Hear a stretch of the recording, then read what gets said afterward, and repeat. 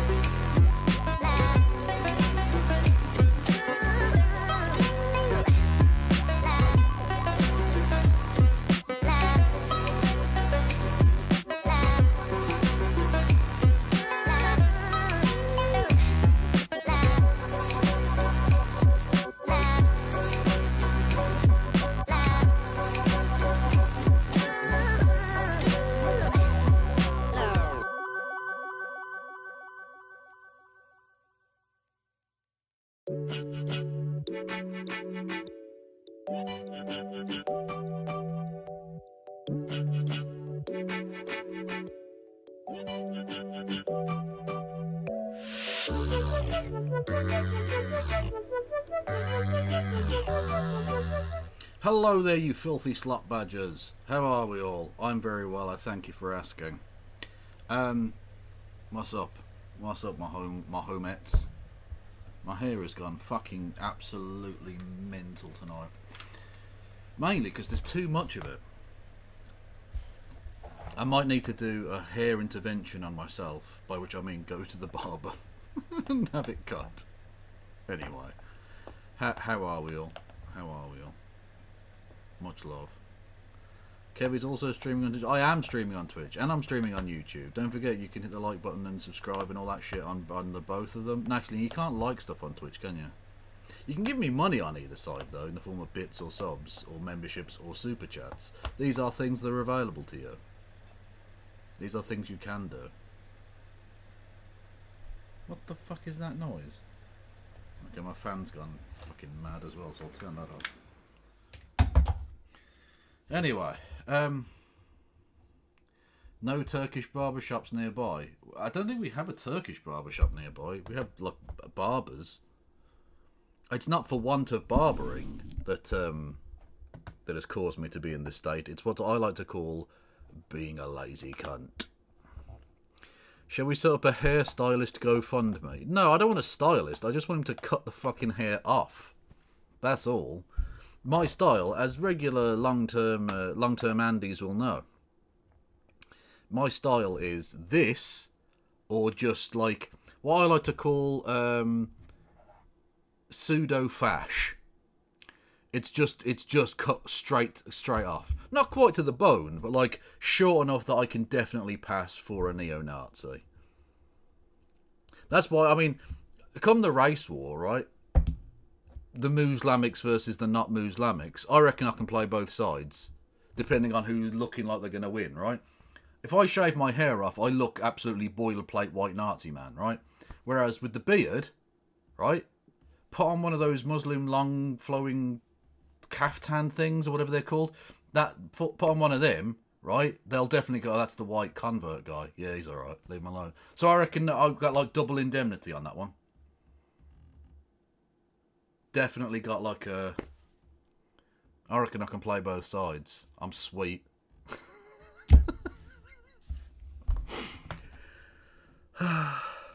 Anyway, we're going to be on with No Justice MTG in just a second. So, you know. Deal with it. That's, by the way, that's the titular host of Novara Media. I'm being playful. It's not inaccurate. It's not remotely inaccurate. But, you know. Kev, are you a jihadist? No, but I will be for pay. I am available... No, actually, I shouldn't say that, because that might still be bad. I don't know. Hello there, No Justice. How are you doing, Kev? You doing all right? I'm doing all right. I was just suggesting that no matter what happens in a race war, I'd be fine. I mean, yeah, pretty much. Yeah, I'll be all right. Unless of course they start coming after the most disenfranchised minority, which is Brummies. True. Although to be fair, we do kind of deserve it. We are actually racially inferior. That is true. Well, sorry. Some people in my chat are asking why there was no Novara on Friday. Apparently, they had staff training. They put up a post about it. But that's just people in my chat asking about that. Well, I've literally put it's partly sort of playful, but it is also accurate that I'm streaming with a Novara host. So you are. That's a thing that you're definitely doing. So, you know. It's very true. Also, I mean, genuinely, congratulations. I didn't know you were going to be, like, hosting or whatever. That's fucking awesome. I know, right? Yeah, thank you. It was definitely an interesting experience. I've never read an auto cue before. Okay. Yeah. See, and there was me thinking Ash Sarkar would just remembered all the stuff. There's an auto cue. Fancy. Yeah.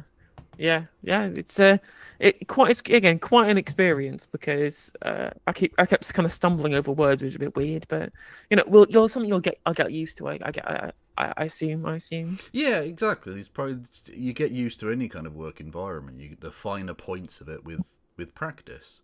Like, it's one of the annoying things that you learn as you grow up is that you were actually wrong and your parents were right about quite a lot of stuff. Like, practice makes perfect, and you've got to put in hard work and all of that sort of stuff. And there's no replacement for experience and all of this. And you think, as an 18-year-old, you're like, fuck off, you crusty old cunts. But actually, it's just basically true, unfortunately. Yeah, silence, boomer. Yeah, exactly. No. To be fair, I am absolutely. But I boomed out so hard yesterday. I was trying to play a video game on stream because I am gamer scum as well as being Brummie. That I somehow managed to lock myself into I couldn't move my mouse, which meant I couldn't access chat. So I was asking chat for advice and I couldn't see it, and so I was literally just sort of trapped there pressing random buttons on my keyboard. Honestly, I've never felt more like self-harm ever. Jesus Christ. Speaking of harm, did you see that Labour MP Lamper guy? I literally did. Yeah. Hang on a second. I'll share the video with you. Yes. Hang on. Where are we? Yeah. It was Mike Amesbury, the MP from Runcorn. It was indeed. Someone literally already changed his Wikipedia to say Mike Amesbury is a British street fighter and Labour politician. So that's nice.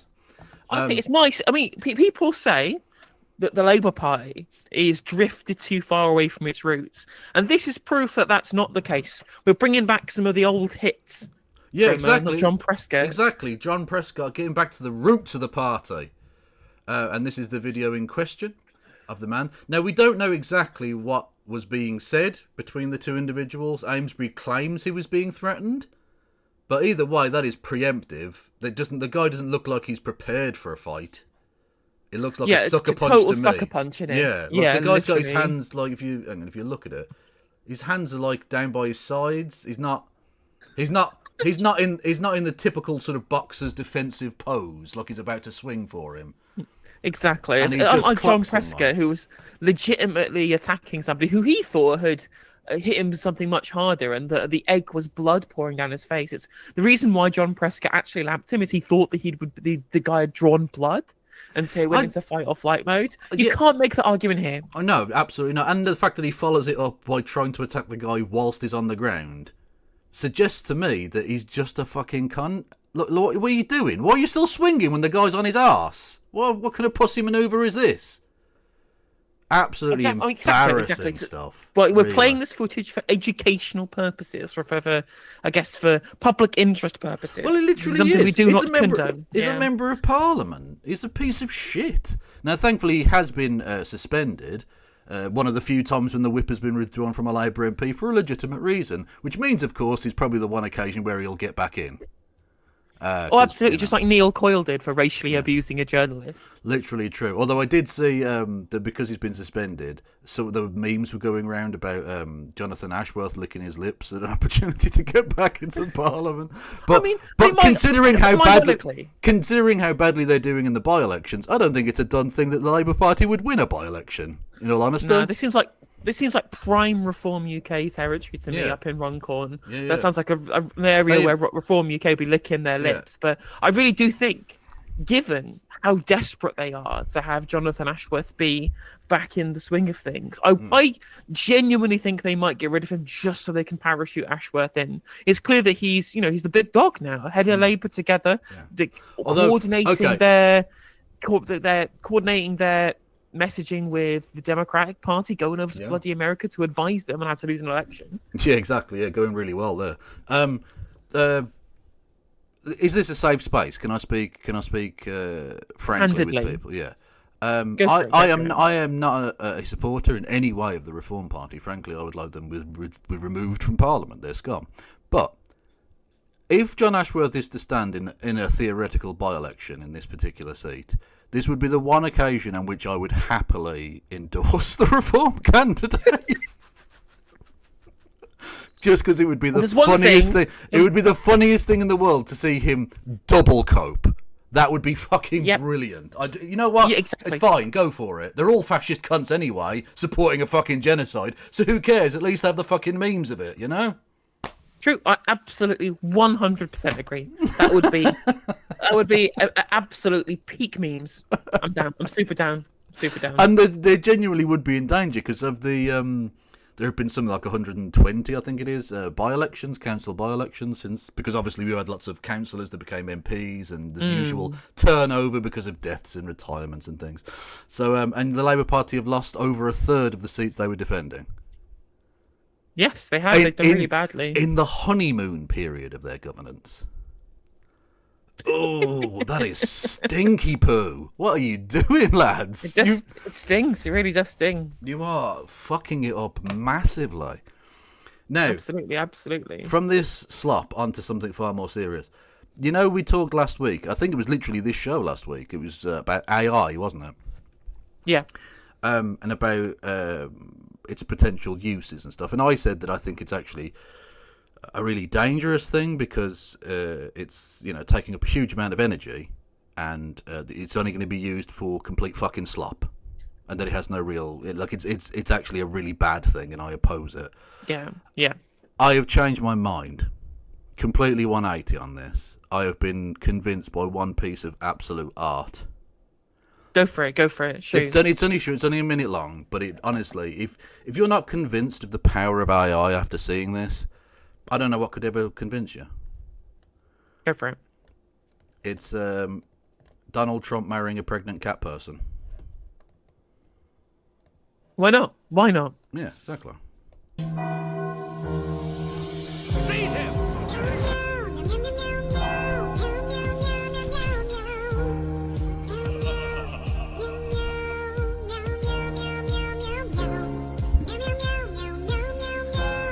Now, the song goes on like that. I won't continue to play it because it gets copyright adjacent, shall we say? But yeah. I think it's worth just it goes on like that. It's just that song, but with meow as the lyric. And honestly, this thing it's a work of pure genius. And people say it's just a waste of fucking time and energy. But I say no, AI is the greatest thing that's ever been created, and I'm fully on board. 100%. Well, there you go. Way to prove me wrong, Kev. Well, exactly. Well, look, there's no problem with admitting that you were wrong, and I appreciate that. It's a beautiful True. None of us are perfect. Exactly. None of us are perfect. Perfect. Yeah, exactly. There you go. Yeah. Also on a more serious note. So, did you see? So, Stats for Lefties posted a poll up on Twitter showing that Arab Americans now favour Trump over Kamala by 49 to 48% or something. I did see that, and it was like from 60-odd to 20-odd or something in the past. Yeah. Or might have been 47 to 46. Either way, like, Trump's got like 40-something% support, and Jill Stein has 4% support. And I'm like, okay, this lady, right, who's running entirely on a platform of I oppose what's happening in Gaza, right? I oppose the actions of Israel and America's complicity in the actions of the Israeli government. And the key demographic, of America who have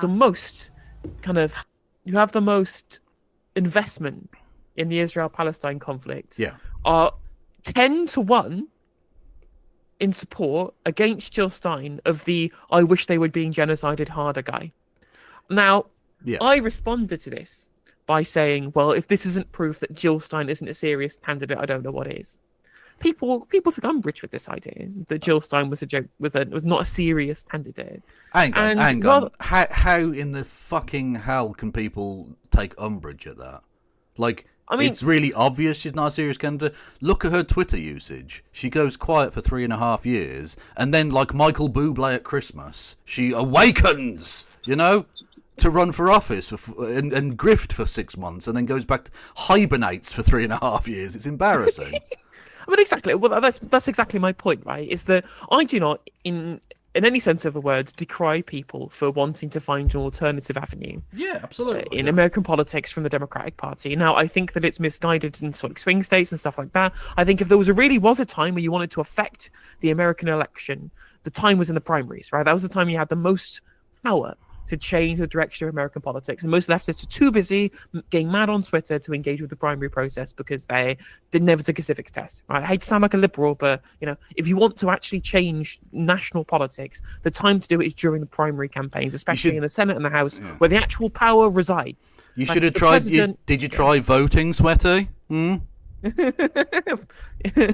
Exactly. Like, at the end of the day, if you wanted to, the president has some powers, especially on foreign policy, right? But we're never going to change American foreign policy unless there's a really big sea change in American politics. But the real power was ensuring that you had people on your side within the House and the Senate who can act as barriers towards regressive policy, right? A reverse Joe Manchin, if you will. Yes. And they don't engage with that.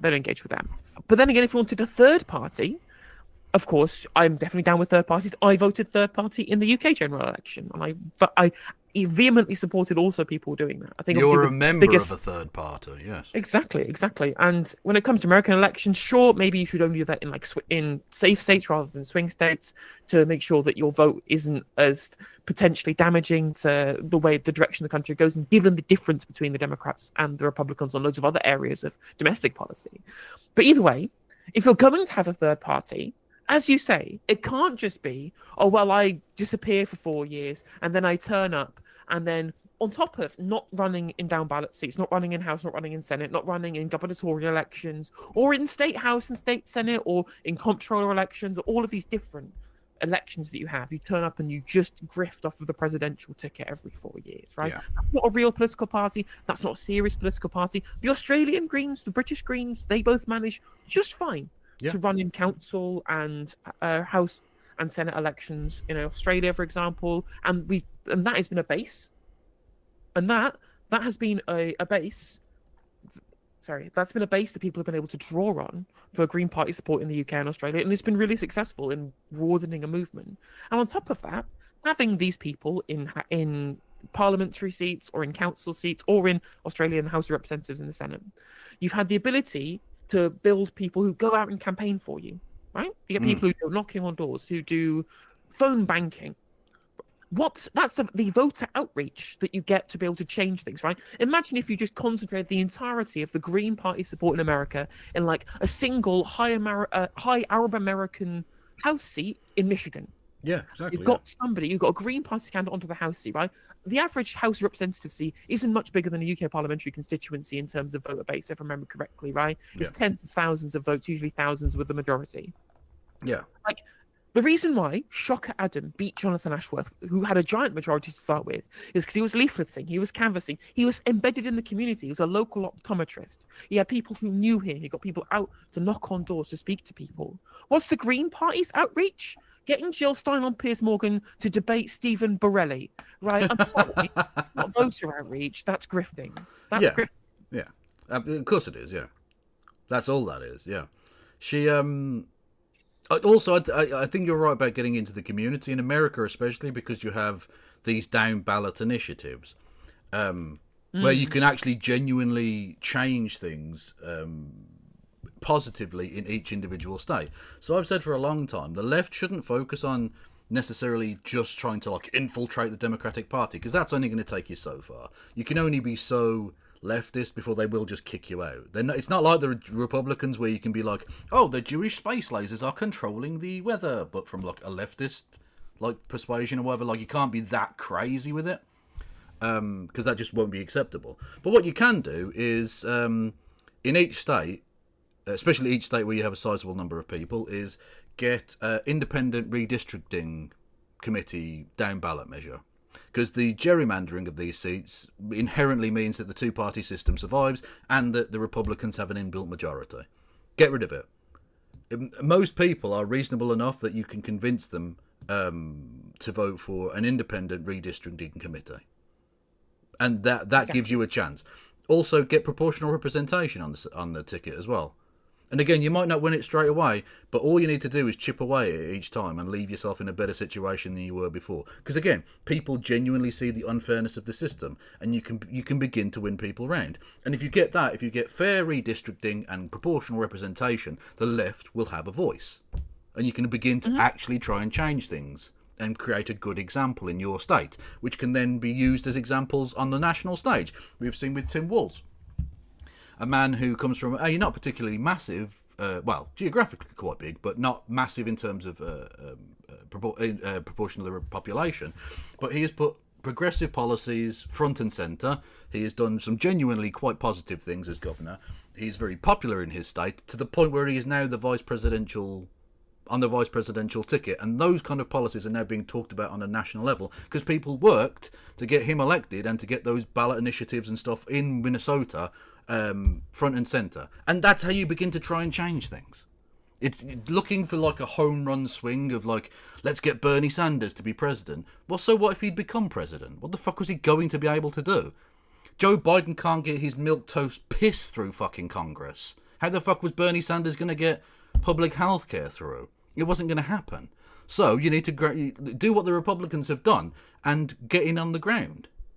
Get in on fucking education boards and make sure they're actually teaching kids stuff, not just fucking indoctrinating them into being Christian fundamentalists. Stuff like that. That's how you can begin to change your communities.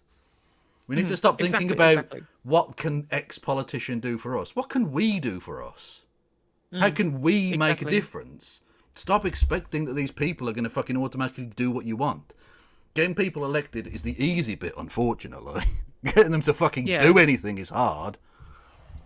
Like, if you needed any more evidence, right, that you're going to have to take measures of starting in terms of congressional elections rather than presidential elections. You look at Dan Osborne, the independent senator candidate for Nebraska. I believe that's the main election, not the special election.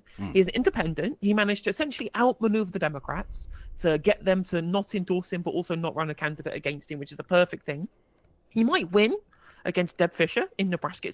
It would be incredible. It'd be the first like grassroots, non-politically affiliated independent or non-caucusing independent to win a senatorial election in decades and decades, right? And he does it. He's done it off of local campaigning, having union support in the state, getting in amongst the community, and this is exactly how. This is the model, right? Somebody in the chat mentioned George Galloway, and love him or hate him, I personally vehemently dislike him for a whole host of reasons in terms of the things that he says and does. But you can't ignore the fact that he's been consistently successful as somebody who embeds himself in a particular community, who goes out, gets people energized to go out and campaign to be able to win a certain seat and then use that to change the national conversation. Right? Yeah, he may, of course. And again, if he takes on Jonathan Ashworth and wins, I will celebrate that. Yes, it will be very funny. It'll be very funny, Brian. But he may run his mouth off on the internet, right? But as I've said before, with regards to Jill Stein doing voter outreach by debating Destiny, the internet is not politics. Politics is on the ground. It's with people. It's with phone banking, right? This is how Jamie Driscoll managed to do so well.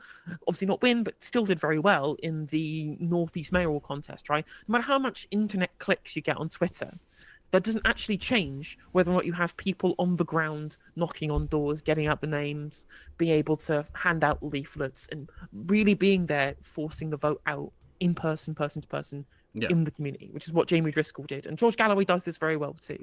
So if you're watching this and you're somebody who thinks, well, I'm just going to vote Jill Stein, it's just a protest vote.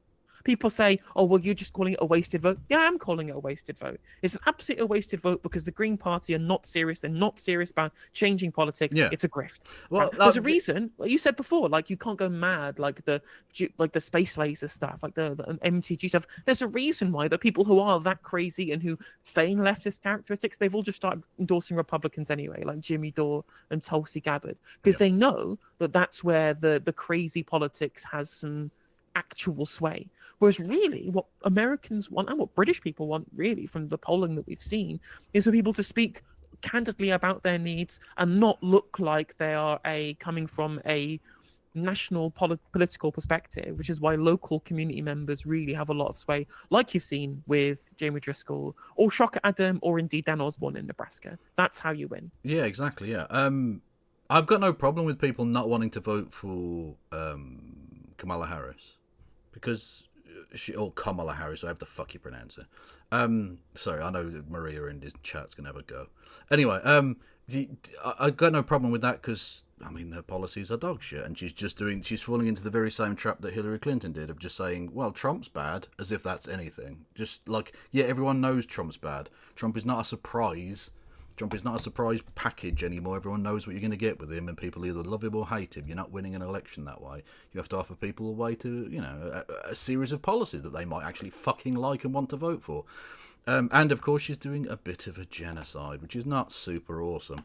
So I get not wanting to vote for her, but I will say that Jill Stein is a wasted vote because that's not a serious political party or a serious political campaign. So, yeah, you are just wasting your vote. If there was a serious alternative, I'd be like, okay, vote for him. I don't fucking care.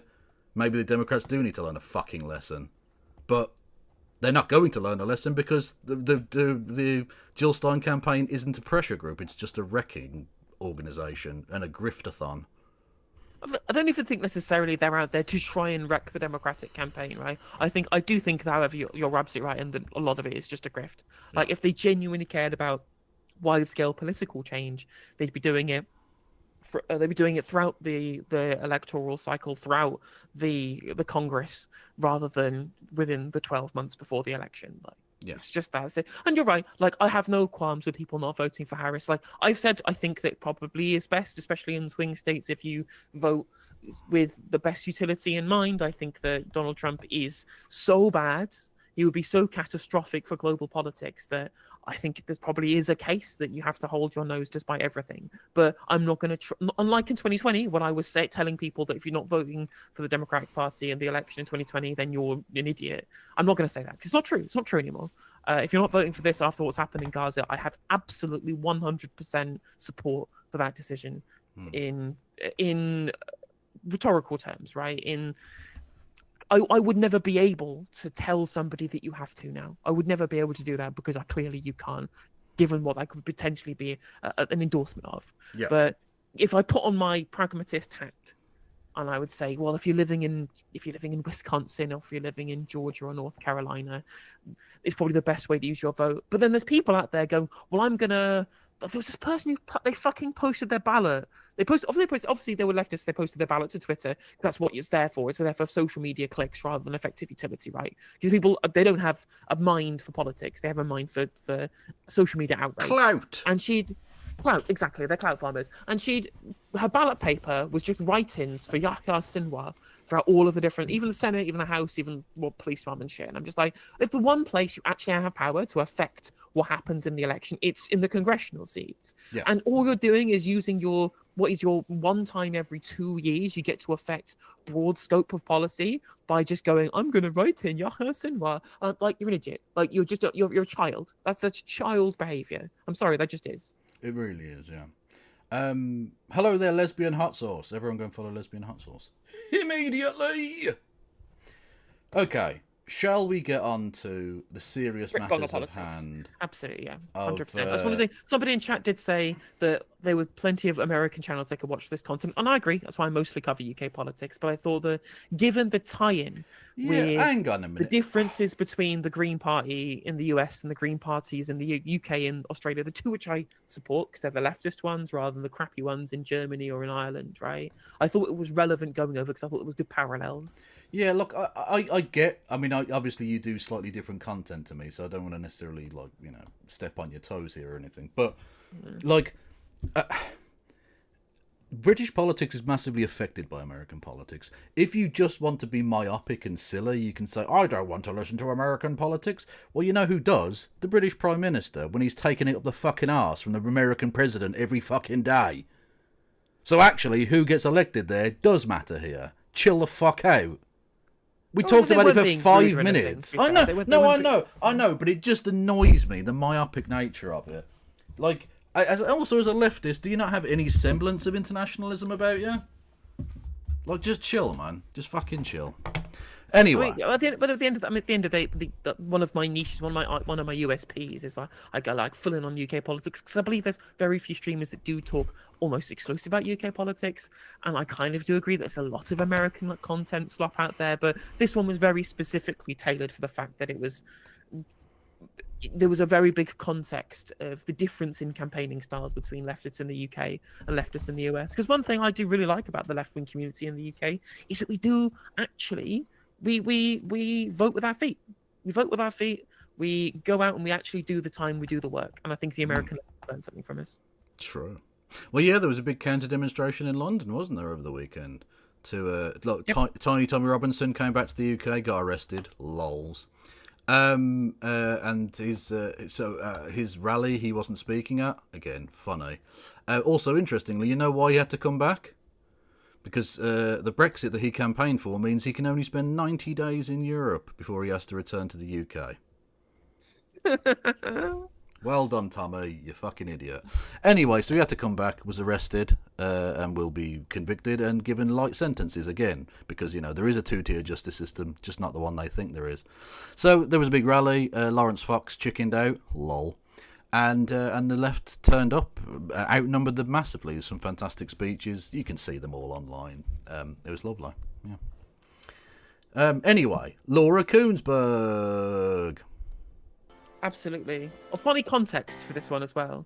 So did you see the discourse on Twitter, Kev? Of what particularly?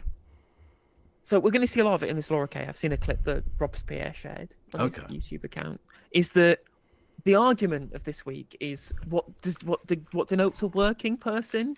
Oh my god, the landlord cope. Oh my gosh, it's so. I feast upon it. Yeah, landlords aren't working people, and they're not even people.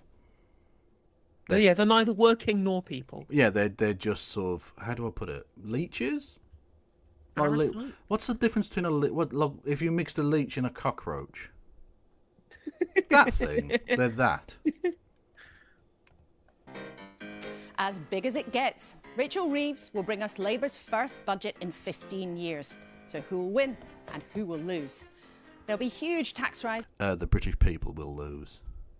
Apparently, fixing the foundations includes getting rid of the £2 bus fare cap. Because apparently, oh my god, bus companies making money will fix everything. I genuinely want to know which fucker in the Labour administration suggested this shit.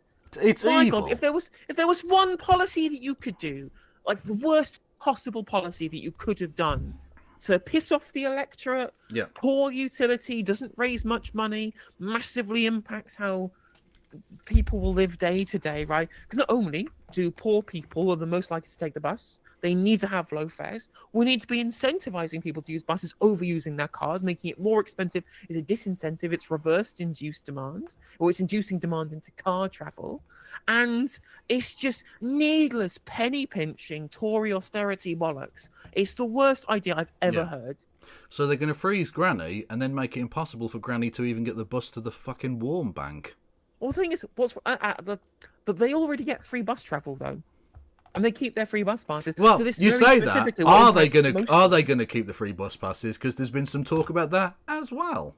They're true. That has been. I don't think they will do after winter fuel payment, but it means that specifically people from the generation that are most hard done by, which is Zoomers and Millennials, the people who are the least likely to be able to drive, are now going to be paying extra for their bus tickets. Yeah. Just, oh my God, the gigantic political self-sabotage that they're doing here after one good announcement, after an actual good announcement of we're taxing businesses and landlords a bit more. Yeah. I was like, oh, okay, things are looking up. Also, fuck millennials, fuck the people who are out there not driving their car to work. Screw you, you fuckers. Yeah. Useless. Who said, why did they put Jeffrey Epstein on the £5 note? That is not fair. He does not look like that. That is an outrage. He probably does. His brother definitely does. So, there's that. But that's, by the by. Yes. No, they're just Tories. That's why I'm going to enjoy their downfall. As much as they'll probably be replaced by something worse. You know what? I'm going to start calling what my look here, cattle truck chic, as I go to the camps. It's my new concentration camp arc, I think. Is what I'll start referring to it as. I'm going to enjoy Labour's downfall. Fuck them. Literally fuck them. They're just Tories. They're just Tories doing Tory shit. Fuck them. And a squeeze on some spending. But schools and hospitals look set to cash in. And, as if by magic, the Education Secretary, Bridget Phillipson, is with us here in the studio this morning. It's a huge week for what is still quite a new government, isn't it? It is a big week because this is about how we fix the foundations of our economy. Robots, beep boop, fix foundation, beep boop. How we oh my deliver God! the change I watched the whole of a Sky News interview as well, and Trevor Phillips even just said, "So this is your sound bites you're using then." Yeah, exactly. Yeah. Bites have fixed that. Let's just fucking call it out. Yeah. Well, the great noticing, because again, they've all been using sound bites for fucking years. If I had to hear the phrase "get Brexit done" or "red, white, and blue Brexit" ever again, I was going to fucking scream. But apparently they've just noticed, they're doing sound bites. Like, Tony Blair was the king of the sound bites. My favourite one of his ever. Education. Exactly, yeah. But my favourite one of his was literally when the announcement of the Good Friday Agreement. Genuinely historic moment, right? He said, now is not the time for sound bites because I feel the hand of history on my shoulder. And I just thought, that's it. Brilliant. Well done, mate. Fantastic. You are a fucking clown show. Like, what are you doing, mate? Literally. Anyway. They do it all the time. They do it all the time. Remember Darren Jones doing the same thing? Yeah. Brilliant. Voted for in July, and there's no better place to start than education and our children's life chances. You feeling pressure? We all do. These are big decisions, big responsibility, but people will see the change they voted for. OK, we'll talk to you later in the show. And it's a big week for the Tories as well. The closing days of the leadership contest between... Yes, who's it going to be? Kemi Bad Enoch or Adolf Partridge? We shall see. These two. Andrew Griffith, the current Shadow Science Secretary... That is a fucking egg. That is not a human being. That man has an egg for a head. That is weird. As the Tories prepare to respond to a budget for the first time... Fucking Humpty Dumpty MP. In a generation. And it's as big as it gets across the Atlantic. Just 9 days to go till the election. We'll hear our North America editor's verdict on this week. And it's Sunday, so there is... Yeah, and if their verdict is anything other than just screaming to the sound of white noise, it's not an accurate depiction of reality.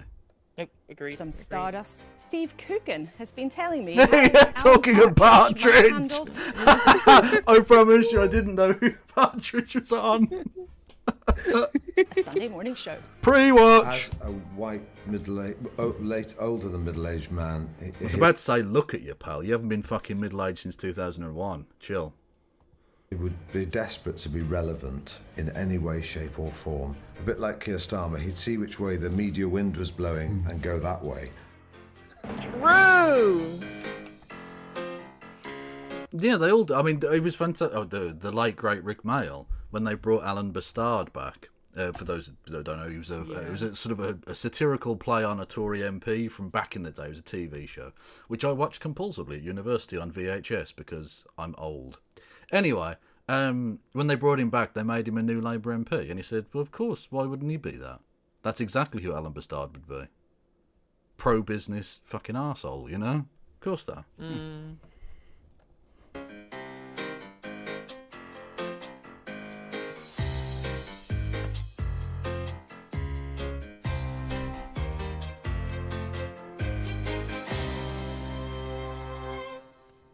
Welcome to you and welcome to our team at the desk for the next 16 minutes. We have with us Baroness Amos, former Cabinet Minister and diplomat, top economist Andy Haldane, and Sir Rocco Forte, well-known hotelier and businessman.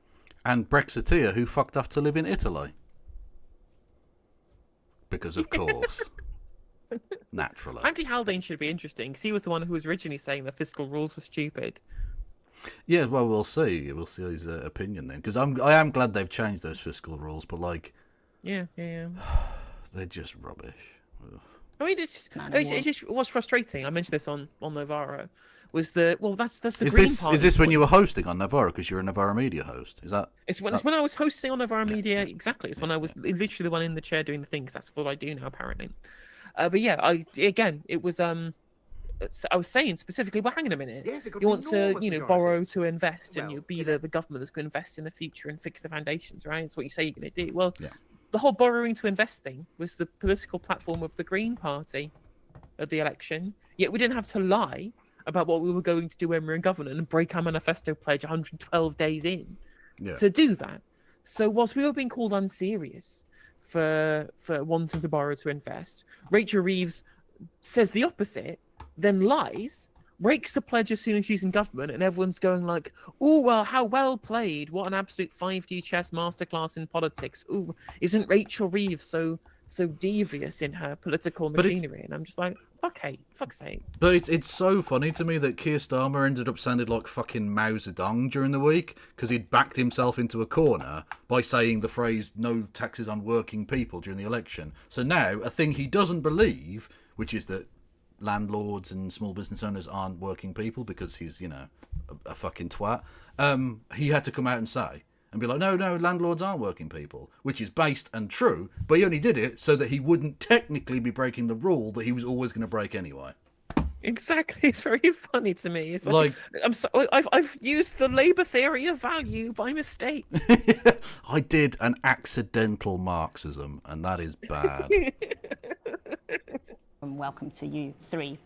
Let's start with the headlines on this busy weekend. The budget dominates, as you'd expect. Rachel Reeves telling The Observer her statement on Wednesday will match the greatest moments in Labour's history. What? What, like fucking nationalising everything and creating the greatest institution in the country, the NHS? The only thing that people are vaguely positive about. And you scrapping the cap on bus fares is going to be up there with that, is it? Yeah. I know they've got to big themselves up, but that's fucking tragic. That's really bad. The Sunday Telegraph claims that businesses have already started to shut up shop, and the Mail on Sunday is warning of tax hikes to come. The Independent chooses foreign news, splashing with the warning from the White House. Yeah, sorry to your viewer that they're also covering foreign news and not British news. We are very sorry to you, sir, /madam/them. I don't know why I'm picking on you now. I mean, I would say come and follow me, but I talk about other things, so just don't bother.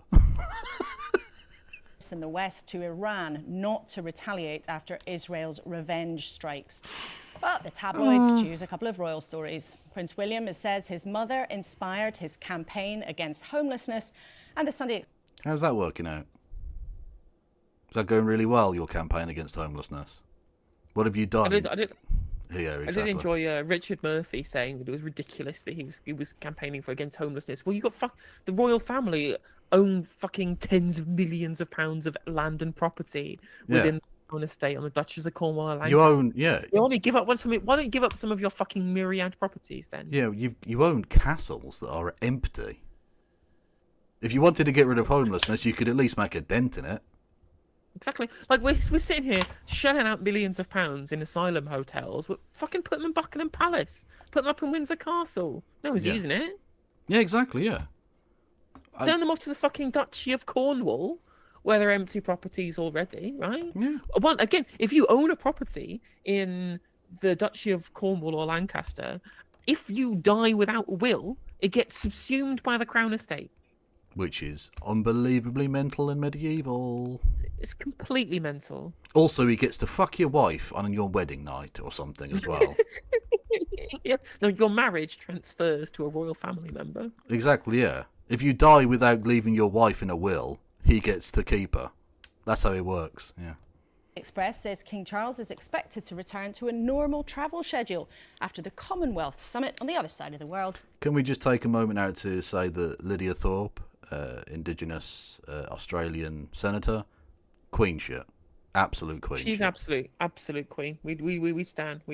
There are very few people I would genuinely bow to, and I would bow to her. Absolutely. Did you? She's my second favourite senator, though, behind Fatima Payman as well. Yeah. Although,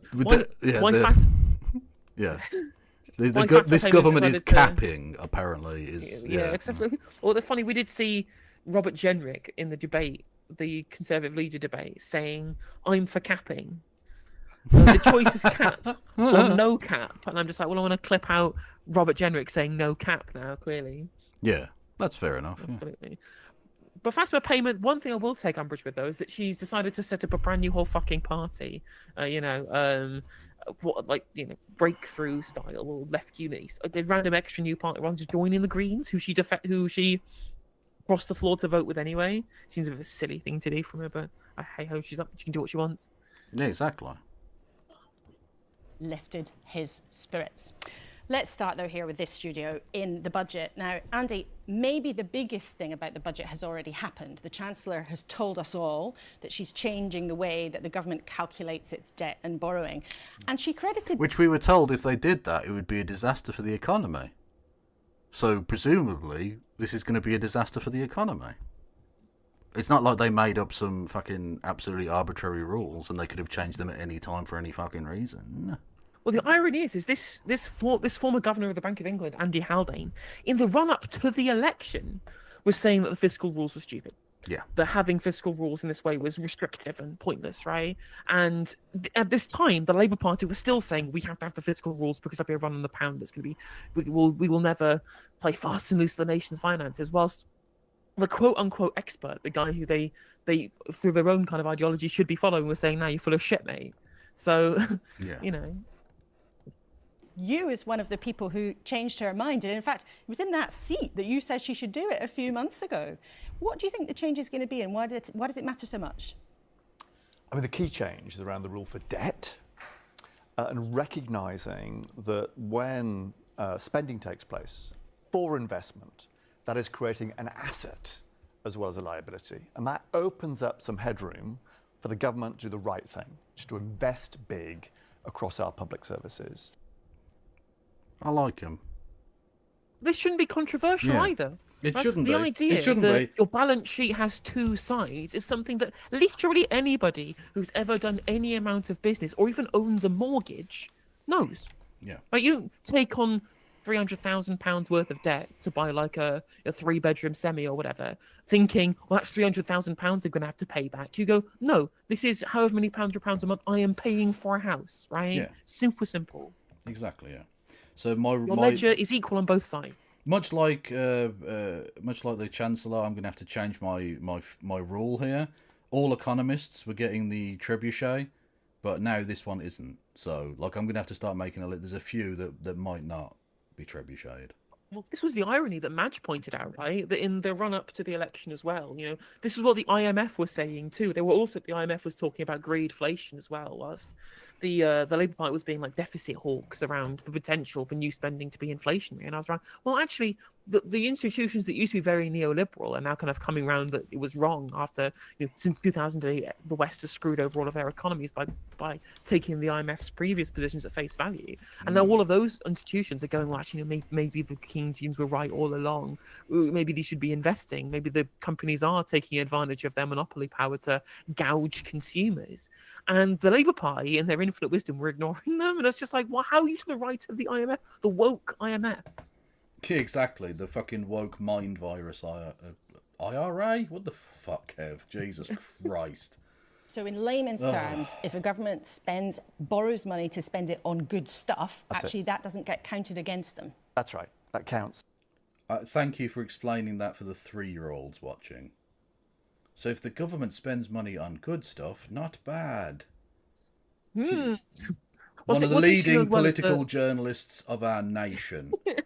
The nation that created Shakespeare has slightly dipped in recent centuries. The thing is, the rule they're changing, though, it isn't even taking into account like real tangible assets. It's only financialized assets and like equity stakes in companies and shit like that they're actually counting as not being part of the debt. Like if you borrow to build a new hospital or a school, that will still technically count as far as the debt rule goes. Because they're not talking about public sector net assets. It's net financial assets and liabilities, right? So it's not even properly what he's saying. It's even less radical than that. Someone asked me, are the IRA woke? Well, they do oppose racism, so yes. I mean, yeah, apparently, what we have learned since October the 7th is that anti-imperialism as a concept is woke, apparently, now. Exactly. It's anti-Semitic, is what it is. Which, like, by the transitive property of that would mean that all Jewish people are imperialists? Well, this was ridiculous about. Which seems like an actually anti-Semitic concept, to be honest. Yeah, 100%, yeah. As an asset, not as a liability, and that's just what we need. Because the investment is the absolute foundation stone for growth. Sirocco, you're at the other end of the political spectrum, but interestingly, when you were on Together before, you thought also there should be a change in the way that the government does. I'm not sure we are necessarily at the other end of the political spectrum, but. Yes, but I mean, it depends what that money is spent on and how it's spent. And is it money going to be spent effectively and show a return? The reality, when Labour first came in, they stopped a lot of infrastructure projects which the Conservatives had set in train on schools, on hospitals and things like that, which was actually good investment. Jesus Christ, they're being outflanked by a fucking multi-millionaire Brexiteer shitter who's left the country is now to the left on public spending of the socialist. Well, yeah, this is why it was so stupid to begin with. Like, to try and claim that it was some radical policy to change this fiscal rule when it's just common. I mean, I hate to say it's common sense, but it is. No, but it is. Yeah. Building schools and having them not collapse on children, good. It should not be a controversial take. That is not a spicy take, that. Having hospitals that work, good. That's modern civilization. That's what it is. Jesus Christ. But they're like, nah, it's all right, actually. Just keep the fat people on the ground floor. Be fine. Fuck me.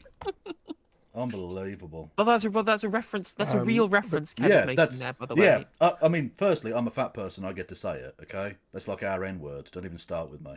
And secondly, it's a real thing. Yes, they keep heavy equipment and larger patients on ground floors because they're scared that the extra weight might literally cause parts of their buildings to collapse.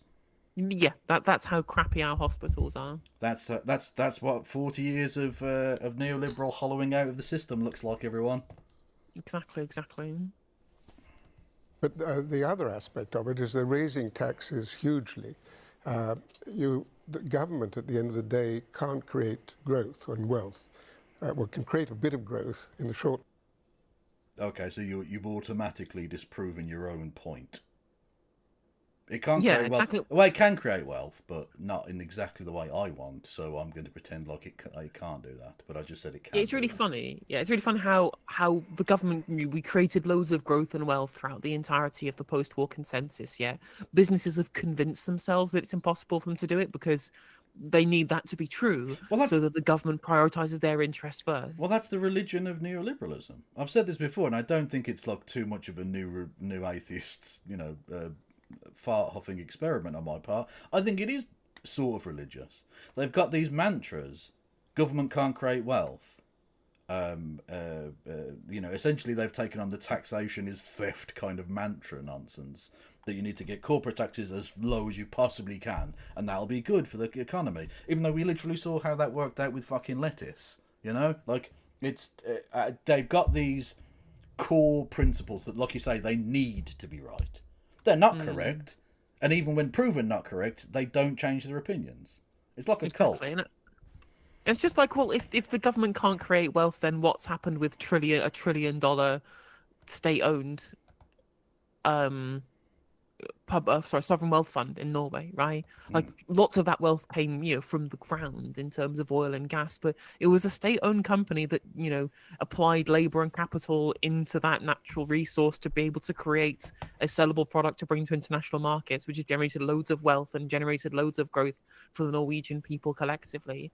That was all state done. That was all state operated. Like, and the ironically, idea that governments can't create wealth it's just nonsense. It's complete nonsense. And ironically, that does actually lead to trickle-down economics, because the government then has a huge amount of money which you can use to pay teachers, nurses, doctors, etc., etc. Pensions. Exactly, pensions, all the rest of it, which then gets spent on the economy, which means more tax and a positive loop, feedback loop of spending and taxation and economic activity and wealth for the Norwegian people. Yeah, and all that money that's been flowing around in the hands of Norwegian people will then get spent, most likely, on capital goods from the private sector. So they'll want to create more of them to sell more and capture more of the market of the incredibly wealthy and prosperous Norwegians. It's positive for any economy to do that. It is. Term, it can't create wealth for the country. If you go back to 2000, the private sector represented 2/3 of the economy. Today it represents 50%. If that's true that the government can't create wealth for an economy, how did the Soviet Union literally become the second richest nation on Earth?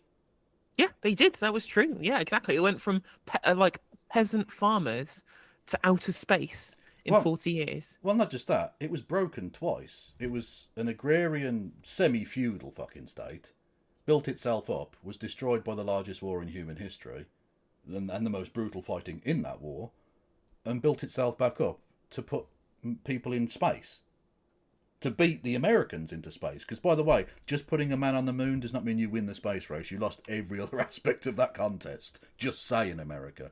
The Soviet Union was the second most powerful and richest nation on Earth, with a 100% nationalised economy. Exactly. Or you can, if you want to look at rebuilding like a dead society, look what the Vietnamese and the Khmer did after the Cambodian genocide, right? Yeah. Or the genocide, as some people call it, because there were genocides that happened, but they just kind of killed everybody. Yeah. So it's even worse than a genocide in some respects. But regardless, after that, what happened in the Cambodian genocide was because they went after just basically any intellectuals, anyone with wore glasses apparently. What that meant is that all of the people that you would need to be able to have the know-how to rebuild society were all fucking dead. They'd all been killed. Yet the collective effort of the post-genocide socialist government, the People's Republic of Kampuchea, it was known, they rebuilt the entire Cambodian society from the ground up in a socialist model. And people say, you can't build anything with socialism. Well, clearly you fucking can. Clearly you can. Sputnik. Yep. You can build Sputnik with socialism. Yep. You look at plenty of other countries. I mean, people are gonna be very tired of me saying it, but like Yugoslavia was the most prosperous socialist country in the world for the entirety of its existence. Like, as in per person, right? Obviously, the total wealth of the Soviet Union was way huge in comparison, but per person, Yugoslavia was even more prosperous than them. Yeah, exactly. I mean, that feels like you're baiting people to use the Tito emo. But I mean, they had so much wealth, they managed to go and take the state, the collectively owned, the cooperatively owned businesses, and then send them over to Africa to do projects in building infrastructure in African countries, right? So like a kind of Serbian Belt and Road. Exactly. Yeah. Well, Yugoslavia, it's more than just Serbia. You get the idea. I mean, it's mostly Serbian, but yeah, it was. To be fair, it was mostly Serbian, but not entirely. Yeah.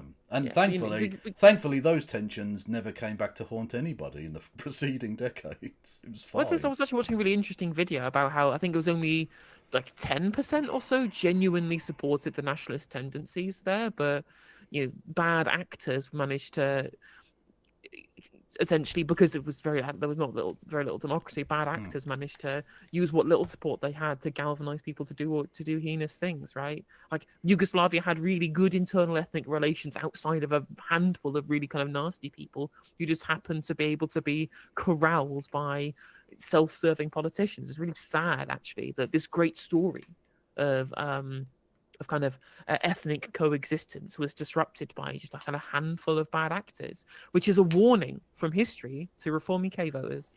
Yeah, exactly. Nationalism ultimately is destructive. True, It just especially is. when it's being funded by the literal American state and the National Endowment for Democracy. Yeah, yeah. If America's pumping money into your political movement in your country, run away from them, because they're bad. They're just fucking bad. And government is taking more and more. We're getting much closer to the situation in the European Union, which was where you've gone to live. That's where you live, you prick. Like, I'm sorry, mate. If the European Union's that terrible, why did you move there, having campaigned for us to leave there? Like, it's not even been mentioned. Again, just like with, I mean, well, you were obviously doing your thing, becoming the new Ash Sarkar. But I watched Question Time on Thursday, right? And David Cameron's sister-in-law, technically, who was the successor to George Osborne as the editor of the London Evening Standard, and he indeed put her forward for that role. So she has very, very close ties to not just the Tory party, but specifically that austerity government, during which the show she defended that government whilst blaming both John Major and Tony Blair and the preceding after government for all of the problems in the country. And at no point did anyone on the panel, or indeed the chair, who would be, I think, incumbent upon them to actually give this context, mention that very obvious familial and professional context of she's basically a Tory stooge. That was not even mentioned, so no one knew that. Yeah, brilliant. Ridiculous. Fucking ridiculous journalism in this country. Although man. I did enjoy that clip of the guy from the New Economics Foundation fucking destroying her over water. He was good. He was very good. I did like him, yeah. Absolutely. Previously the CEO of Oxfam. Nice. Which has seen no growth for a large number of years now. Lots to get stuck into then on the economic and business side of the budget.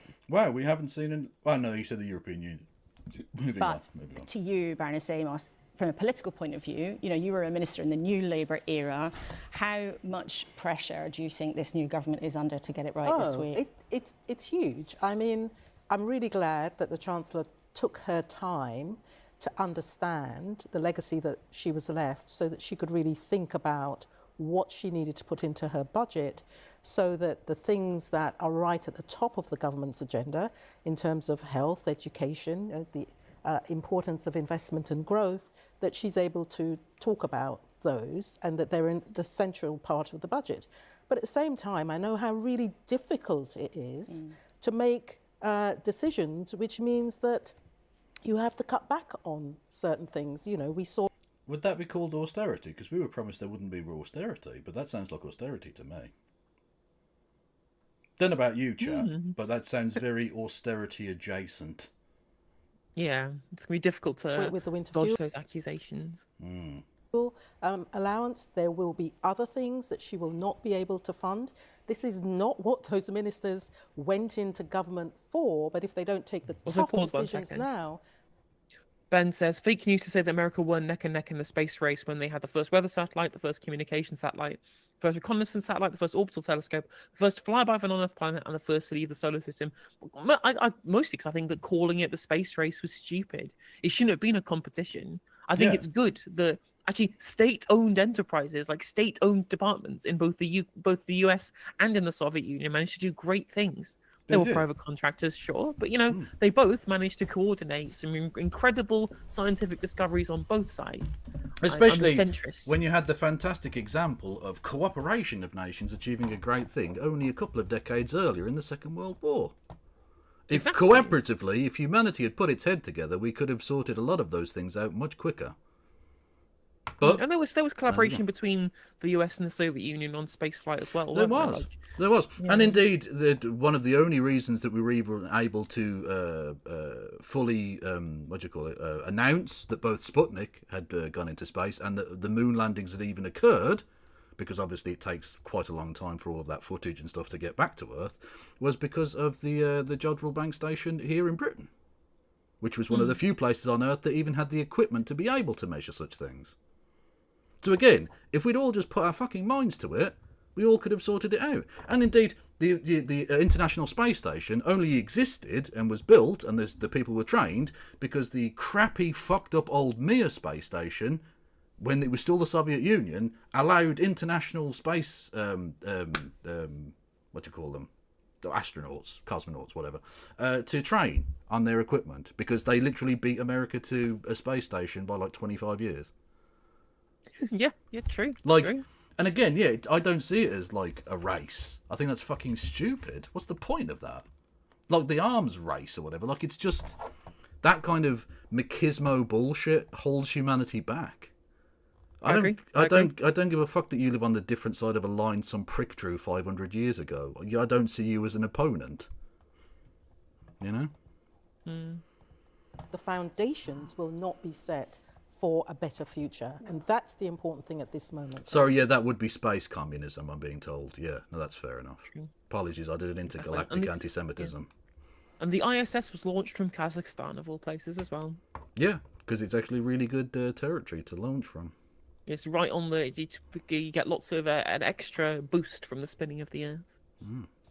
It's a real tightrope to walk for this Absolutely. new government. So let's get to it then. Only 3 days to go. And we do know a lot about what's to come in the shape of big tax rises, those changes to how the government does its sums, and, as we were just hearing, a squeeze on some bits of government spending. Which... You know what I'm hoping for, though, as the surprise? Because there's always a couple of little surprises in there. Trebuchet funding. True! Capital investment in trebuchets. Go on. Come on, Rachel. Look, you know you want to. Look, he's already gone mow-pilled this week. Just tell her, slip in the thing about the trebuchet. Honestly, people will love it. Which can be politically difficult. The purpose, we're told, is threefold: to fill in the fabled black hole in the government's wallet, to escape the doom loop of low growth, and as the Chancellor hinted to us a few months ago... The doom loop of low growth? Would that be what happened under the Tory government that you were giggling along with for a decade? That thing that happened that you were fine with. Yeah, it's like there was a time when she was interviewing Jeremy Hunt, and she was like, "Well, I mean, there's lots of problems with the NHS for the pandemic, and you were in charge of that for a long period. You want to talk about that?" And I was just like, maybe you should have talked about that for the entirety of the time he was doing that at the time, rather than just looking back and well, you sucked at that, didn't you? And I'm like, you were supposed to be scrutinising him. Yeah. If there was money to spend, to put it not just into health, but into education, top of her personal list. Well, look, I want taxes on working people to be lower, but you've always got to explain where the money comes from for that. But look, the thing that got me into politics in the first place was education and schools. Well, that was good news, perhaps, for Bridget Phillipson, who's now in charge of England's schools. We know that the budget is going to be of enormous scale. We know your department is going to get some more for schools. But to some of our viewers, it might sound a bit like you're going back to traditional Labour, you know, borrow more, spend more, tax more. No, we've seen Rachel Reeves set out the clear fiscal rules that where it comes to day-to-day spending, we want to make sure there is stability there. But where it comes to investing in the long-term prosperity of our country, this is a budget that will fix the foundations, but will also make sure... You have already used that phrase on this fucking programme. Are you not ashamed of yourself? It's just terrible how bad they are at messaging, right? Yeah. Where she goes, oh, it's just same old Labour, tax, borrow and spend. And I'm just like, yes, we're going to do it and it's going to be good, because borrowing to invest is how businesses work. It's how normal government spent for the entirety of the post-war period up until 1979. Borrowing money for investment is a good thing. If you get a return on it, it makes the government more money than it costs to invest in the first place. That is literally the very basics of spending money to make money. Yeah. Really simple, really, really simple. And you change the zeitgeist. But then they go, well, actually, we've got this fiscal rule and we want to keep that thing, but we want to investment, let's do this. It's fine. Just tell the public what you're going to do. Stop treating them like morons. That we invest in our schools, for example. There can be no more important place to start than education, where it comes to those foundations. And we know that so much in children's lives is determined through the education system. Now that starts in the early years, and that's why early years education is my #1 priority, because too many of our children arrive at school and they're not where they need to be. But right throughout their lives, I'm determined as Education Secretary to break that link. Yeah, they arrive at schools and they're not where they should be, which is up chimneys, making money, Lazy bastards. Between background and success. And that's why I'm also really pleased that alongside the investment we're setting out around the school rebuilding programme, we're also making commitments to provide additional support to our most vulnerable children. So children going through the social care system, for example, extra help for fostering and for kinship carers. And we're going to talk later in our time together about some of the specifics in your brief, but let's just stick with the budget for now. You know, we know there's going to be a hike in employers' national insurance contributions, and Rachel Reeves confirmed that doesn't fall under her definition of a tax on working people. Why are people who run businesses not working people? I love it. I love it. They've backed themselves into a corner and now they have to sound accidentally like Marxists. Love it. I mean, it's true they have accidentally done a Marxism, but what's interesting here is that what's kind of screwed Labour over with the messaging on this is they could have talked about working income, right? Because then the problem that they have here is they say, well, how's this person who runs a business, are they a working person? Well, they might do some work. Lots of people who own like small businesses, for example, also employ themselves within the business and pay themselves a salary. But say, for example, you increase tax on capital gains on employers' national insurance contributions, their salary they're paying themselves for the work they do for the business, that's not getting taxed more because that's working income. But their ownership income, which they are going to get taxed more on, is a completely different thing, right? If you fiddling around your tax affairs, you pay some salary and some dividends, which a lot of small business owners do to take advantage of the fact that there is like stratified taxation across both of those lines of income.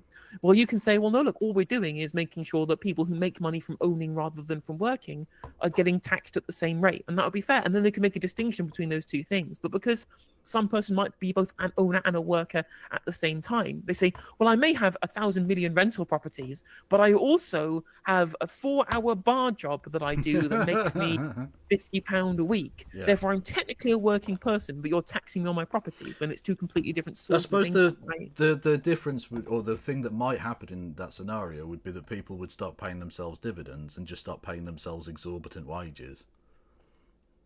I mean, if you're getting taxed the same rate on dividends that you are on your employment income, you might as well just pay yourself a proper salary from your business rather than having to hire an accountant that makes you move things around so you get paid some different bits of some things and some shares that you then sell on and pay a little bit less capital gains, right? All these different kind of myriad ways to pay as low tax as possible. If you made it so that regardless of whether you own or you work, you make the same tax, you get taxed the same regardless, or you had like the earnings was where the threshold was rather than how much you earn through each different kind of line of income, means that you couldn't do this thing where you fiddle the numbers so you pay as little tax as possible. It makes so much more sense. Yeah.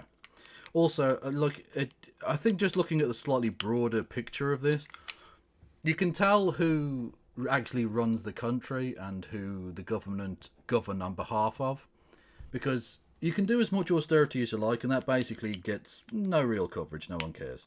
Whereas if you threaten to put taxes up on fucking landlords or business owners, she will come down on you like a ton of bricks. Why aren't these people being treated? Why is this basically like you're putting them in a landlord gulag? You know, it's just awful shite.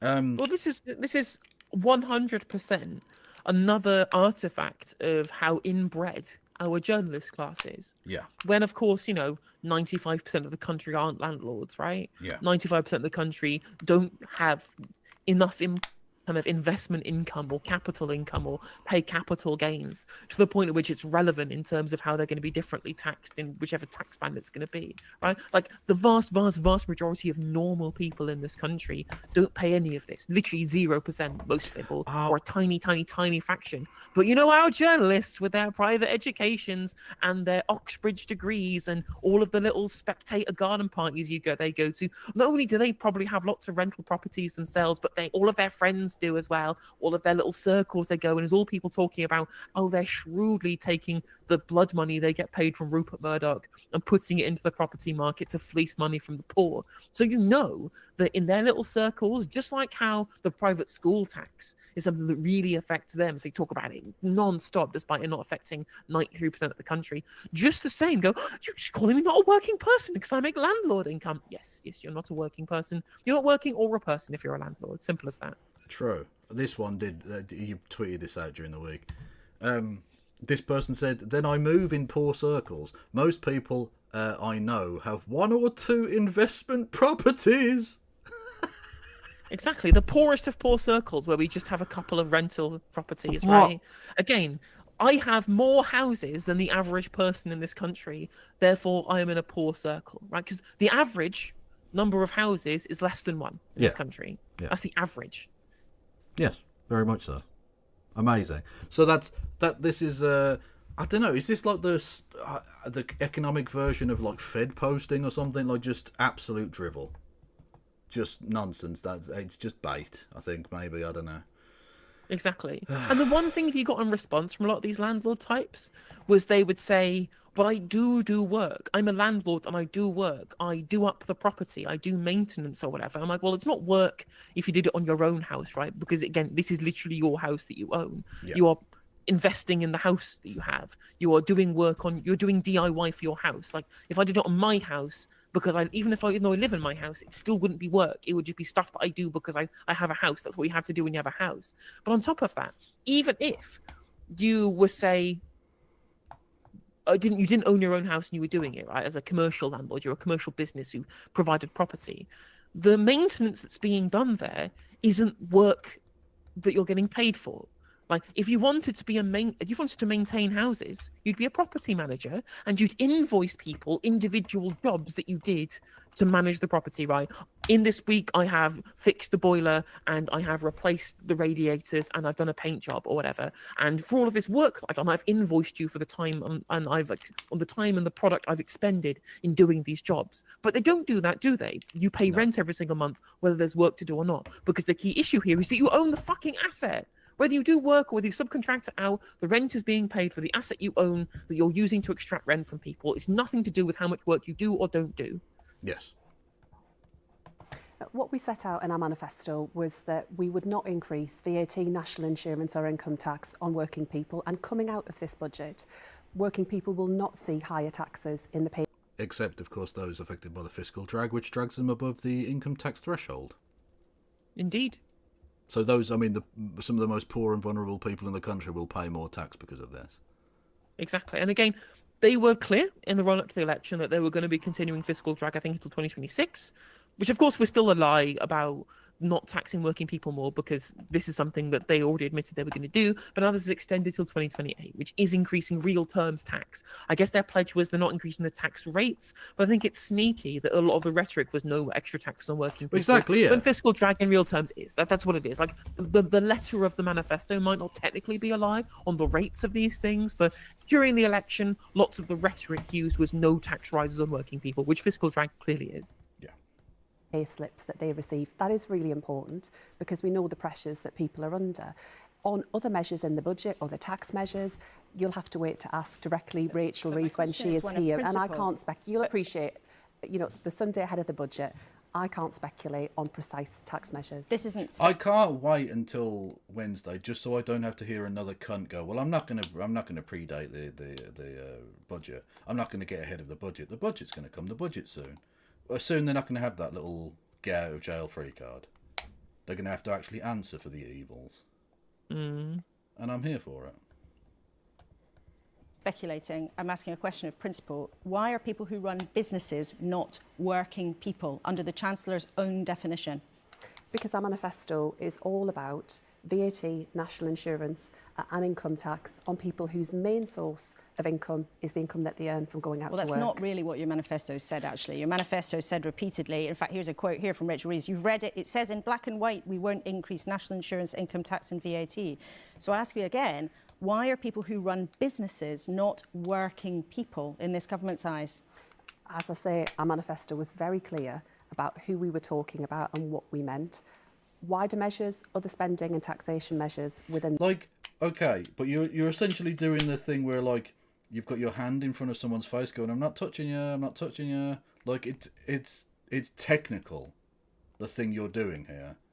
Just pretending that, like, oh, well, we couldn't possibly have foreseen that people would think that we meant we weren't raising taxes on working people when we said we weren't going to raise taxes on working people. If you look at the technical wording of it, it's absolutely fine. Okay, but you're still going to lose those people's votes, so, like, get fucked. I mean, it's like there was a Ewan Gibbs quote from that he put on social media, which was that even the most bland and reactionary Labour government is still going to have to answer to the wrath of Britain's petite bourgeois, people who want for nothing but perceive that they have earned everything through their own kind of toil. Yeah. And I'm like, like this is literally what's happening. People who have gotten such a leg up to get to where they are, but cannot perceive that may be a result of environmental conditions rather than their own hard work. Yeah, exactly. Well, it's the Conservative brain, right? It's Thatcherism in a nutshell. It's literally. Thank you, Pandanus Rex, for resubscribing with Prime. Much love to you. 48 months.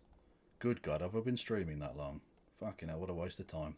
Anyway, if you want to help me continue wasting time, you can subscribe to the channel. You can do bits messages. If you're on YouTube, hello YouTube. You can become a member for 99 pence.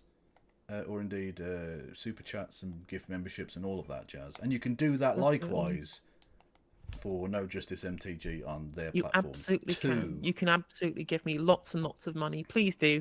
I am like £300 short of my target YouTube earnings this month. I'm quite a way behind because for some reason the segments didn't really go as viral as they did last time. So the AdSense revenue really is down on last month. So anybody who can chuck me 10 giftarinos if you feel like you can afford it would be very much appreciated in making sure that I can pay my bills next month. But if you give 10 to them, you have to give me 11. It's True. It's turn up to 11. Exactly. In the budget, you'll appreciate the Chancellor will set all of those out, and it's more than my job is worth to come on your programme and announce ahead of time what might or might not be in the budget. But I'm not, Secretary of State, asking you about the decisions on Wednesday. I'm asking you what you mean as a government, what you meant in your manifesto by working people. The definition of this is incredibly important because you're using it as the foundation for how you make decisions about people's pay slips, people's income. So how do you define a working person? Well, you are inviting me to speculate by the nature of the question that you're asking. What I'm saying is that after the budget, when people look at their pay slips, they will not see higher taxes. I think that's a very clear commitment about why we are making sure that we recognise the importance of getting that right, because working people have faced higher taxes year after year under the Conservatives. We face some really tough choices, because not just that in-year 22 billion, take a drink, £1 billion black hole that we faced, but the longer-term direction of our country, the terrible growth that we've seen in recent years, we are determined to turn that around, and all of the work that I'm leading around skills is a crucial... By doing the exact same fucking thing that caused the problem in the first place. More austerity. Dig up, stupid.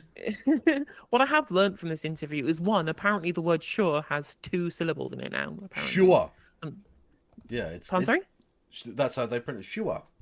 Sure. Which I think I really like the northeast accent. I think it's really cool. I do too, yes. Fair enough. Yeah, but the main thing to take away from this so far is that, again, she's just not answered the question, which is how you know that they actually didn't want to have this conversation. They didn't want to have a conversation on what the definition of a working person was, but they did want to have the freedom to be able to do it, and they probably didn't consider that they would have this very specific definition questioned over and over again by the media, because they don't want to piss off Middle England, like the aspirational class types or whatever. But if they actually had the courage of their convictions, just like we do here on the left, the Marxist left, right, where we freely say that a working person is those who sell their labor for a wage.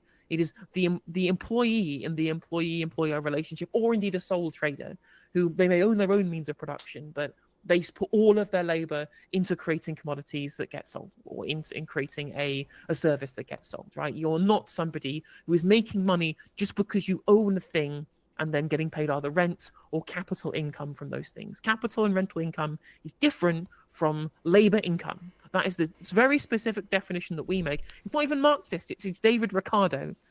Even Adam Smith, the father of capitalism, knew the difference between rental and capital income from labor income. I mean, he hated renter income. He thought capital income should all be reinvested, and that labor income was where most of economic growth came from.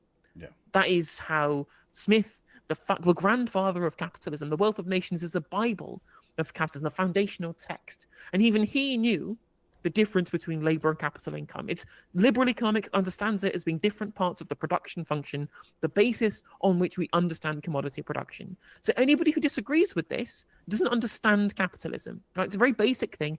They could explain this immediately, and we might have a change of zeitgeist in how we approach politics in this country. But because they didn't actually want to do it, they refused to properly back themselves on this decision and are just saying a bunch of nonsense and pablum rather than asking the real question with a proper answer, which they could easily do. Yeah, absolutely. Like, they'd call Smith a communist if he was around today. Yep.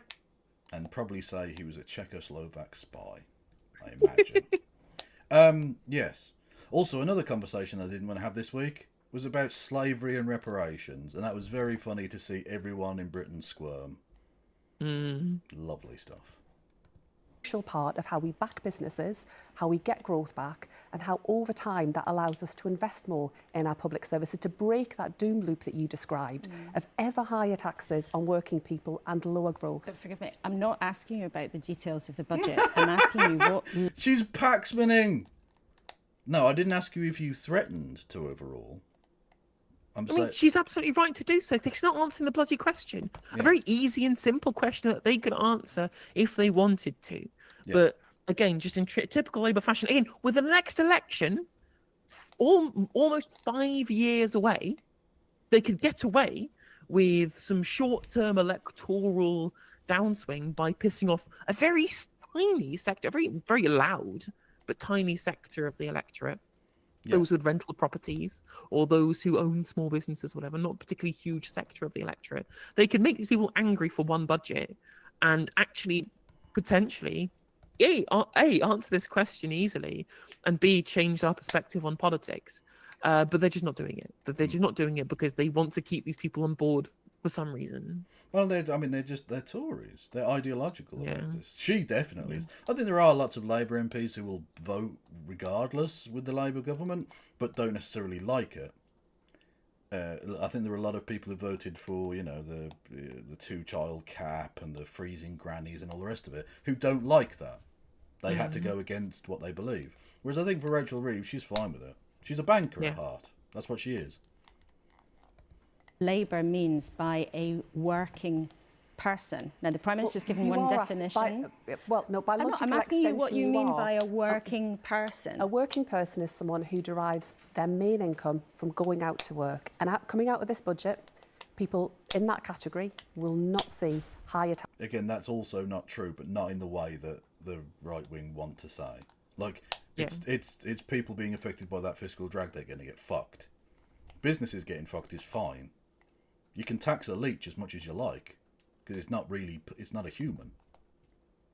Oh, speaking of this, what's very funny to me is how many resistance liberals, the hashtag FBPE crowd, they're absolutely livid. They're mad. Oh, they're so angry. Rachel Reeves, all potentially taxing them very, very slightly more. Oh, no, oh dear. Brendan May was desperate to get the Tories out. And the very moment that Labour flirt with not being identical to the Tories in any way, immediately the Tories come thrown out of the pram. What are you going to do to the small businesses? How dare you think one person was saying, I'm a landlord. The rental income that I generate, she said very specifically with hashtag FBPE in her bio, just shows you these literally. I know obviously the far right are the worst sector of the electorate, but these are the most annoying. These are the most annoying sector of the electorate. The right-on types who believe that just because they're Thatcherites who wrap themselves up in pride flags, that it makes them progressive. You're not progressive, you're a Thatcherite, you're a neoliberal. This guy, Brendan May, even said, why don't we bring back Blair? And I'm like, well, if you're so reactionary, the 2% extra tax on national employment, on national insurance for employers, like a 2% increase on national employer, a 2% rise on national insurance for employers will cause you to want to return to the guy who killed 1 million Iraqis, then maybe you're not a progressive. Yeah. Maybe you are just somebody who really, really loves the short queue at passport control. Literally, that's it. Yeah, they can take their dog skiing. Yes. Yeah, the potential for outraging at least one of your viewers. The American example would be like those in California who see themselves as super woke and awesome, but the minute they see a homeless person, they turn into fucking Adolf Hitler and they want the government to go in there with tanks and destroy everything. Was you specifically talking about Anna Kasparian? I'm not talking about Anna Kasparian. Like literally, like the whole. There's actually, as much as I despise Johnny Harris for lots of different reasons, I think he's awful for quite a lot of reasons. But one of the good things that he did was a really big video on how, like, democratic liberal types, like established liberals in the Democratic Party voter base, especially in California, they hate poor people. They really do. They're destroying America by voting against zoning changes, and they do NIMBY shit against like homeless shelters because they crave more gentrification and they want to destroy actual democratic voter-based constituencies in terms of poor black people who vote Democratic every single time, despite the fact that the liberals who control the power, the swing vote in these areas, despite them being right on believing in progressive social policy. Yeah. They will they'll join homeowners associations, they'll avoid any amount of thing that might inconvenience them personally, that might help the broader community, and it's destroying America, especially California. Like people say the slums in Los Angeles, yeah, it's because nobody will vote for propositions that will change the zoning requirements of those cities. Yeah. They will, these suburban areas, they feast on money, they fucking extract so much wealth out of the better income generating central business district and inner city areas where poorer people live, to suck that money out, the gigantic infrastructure black holes that are the suburbs. Yeah. And then it's causing untold damage to American society. True. FBPE stands for Follow Back Pro Europe, or Pro EU, I guess, which basically is a way of dickheads like identifying themselves to each other. Well, the thing is, right, is that there's nothing inherently wrong by wanting there to be a movement of people who are pro-Europe, right? Both of us, we both supported Remain in the referendum. Yep. We both supported that. We both think that it was bad that we left, and we both think we probably would be better if we rejoined, as long as we don't have to adopt the euro. I think we disagreed with making it a foundational political principle that was the dividing line across politics. We hated this. We both thought that leaving was a bad idea. Both thought leaving was a bad idea. But the obsessives who really care about it as a single issue are the most out-of-touch people in the country. Yeah. Because if your sole issue you care about is membership of the European Union, you don't have real problems. You just don't. I'm sorry, you don't. Yeah, like I say, just the most insufferable people in the country. Not the worst people. Like you say, there's fascists and all sorts. But like the most just insufferable wankers. And like I say, thankfully, they identify themselves with a very simple 4-letter hashtag. And I can go, oh, you're one of those people. Cool. And ignore them. Yeah. On their payslip. So as a cabinet minister, you're entitled to a total salary of more than £160,000. Are you a working person? My income derives from my job, and I'll pay whatever taxes are required of me. But so you are a working person because your income comes from your main job and you're salaried in that way. Is a small business owner whose average net profit last year might have been £13,000, that's the average, are they not a working person? But we can go through a range of different... If it's profit, then it's not a salary, is it? No. If it's profit, then it's come from capital investment. It is within the foundational equation that describes capitalist consumption, MCM prime, right? The profit is the prime there. You've turned money into a commodity and then into money plus profit. What work have you done there? You've not done work. You've turned money into money. They're not a working person if they are making profits specifically. Yeah. Wages, you're a working person. Profits, you're not. It's really simple. Sorry, Carl. Should I call you that? David Ricardo, please. That's, okay, yeah, fair enough. MCM Prime is Marx, but that's Capital Volume 1. Yeah. Which I've definitely read and not read a précis of. Yeah, I read and understood it perfectly and didn't get bored after about 20 pages. I didn't. You can't somebody asked me in chat why I dislike Johnny Harris. You should watch both the Tom Nicholas and Bad Empanada videos on Johnny Harris, essentially taking down how he is a shill for both the capitalists of the World Economic Forum and neoliberalism as an ideology. Oh, World Economic Forum mentioned. True, true. Schwab posting. Capitalism is bad. News Justin. Hypotheticals about who may or may not be captured by tax measures that may or may not happen in the budget. You'll be able to ask when Rachel sat here. Whoa. next Again, weekend, sorry. You say, well, I can't speculate on whether somebody might potentially be impacted by a tax in the budget. But your own definition relies on the people being taxed not being under your definition of working people. Yeah. This is why this question is fucking important. Because if you do tax people who come under your definition, you've broken your manifesto pledge. It's a really easy understanding. It's really easy to understand why this is being framed in this way, Bridget. True, but like, I don't know why they would need to even ask that, because I can't imagine Keir Starmer ever breaking a promise. So clearly it can't be that option. It must be the other thing. Fact. You can ask her about the precise measures that she has announced. I know it's frustrating ahead of a budget that I can talk about some areas but not all of it. But what I'm clear about is when people are after the budget, when they look at their pay slip that they receive, what they will see is a Labour government that has prioritised making sure they do not see higher taxes, because we know for 14 years we've been going in the wrong direction. But many people who run businesses may well see their taxes going up. People who are not wealthy but might maybe get their income from having a couple of rental flats that they might have scrimped and saved to buy. It's clown world, man. Desperately scrimping and scraping to save to buy 2 flats to rent them. What the fuck are you talking about? What world do you live in? You're not scrimping and saving if you're buying your second and third house. Again, when the mean number of houses owned is less than 1. Scrimping and saving is what poor people do to buy their first house, or indeed to be able to put food on the table or to be able to clothe their children. You do not scrimp and save for the extra houses that you literally do not need. You're hoarding houses that somebody who has 0 houses, right? It's very easy to understand, well, no one should eat until 8 seconds until everybody eats. But when it's something that's important to be able to live, a shelter, we don't understand this very basic concept. Oh, this the aggrieved little landlords with their scrimping and saving to own multiple properties. Fuck off, Laura. Yeah, they're greedy cunts. I don't fucking care. I don't care, Laura. I mean, yeah, get wrecked, lads. Absolutely. Get mowed. True.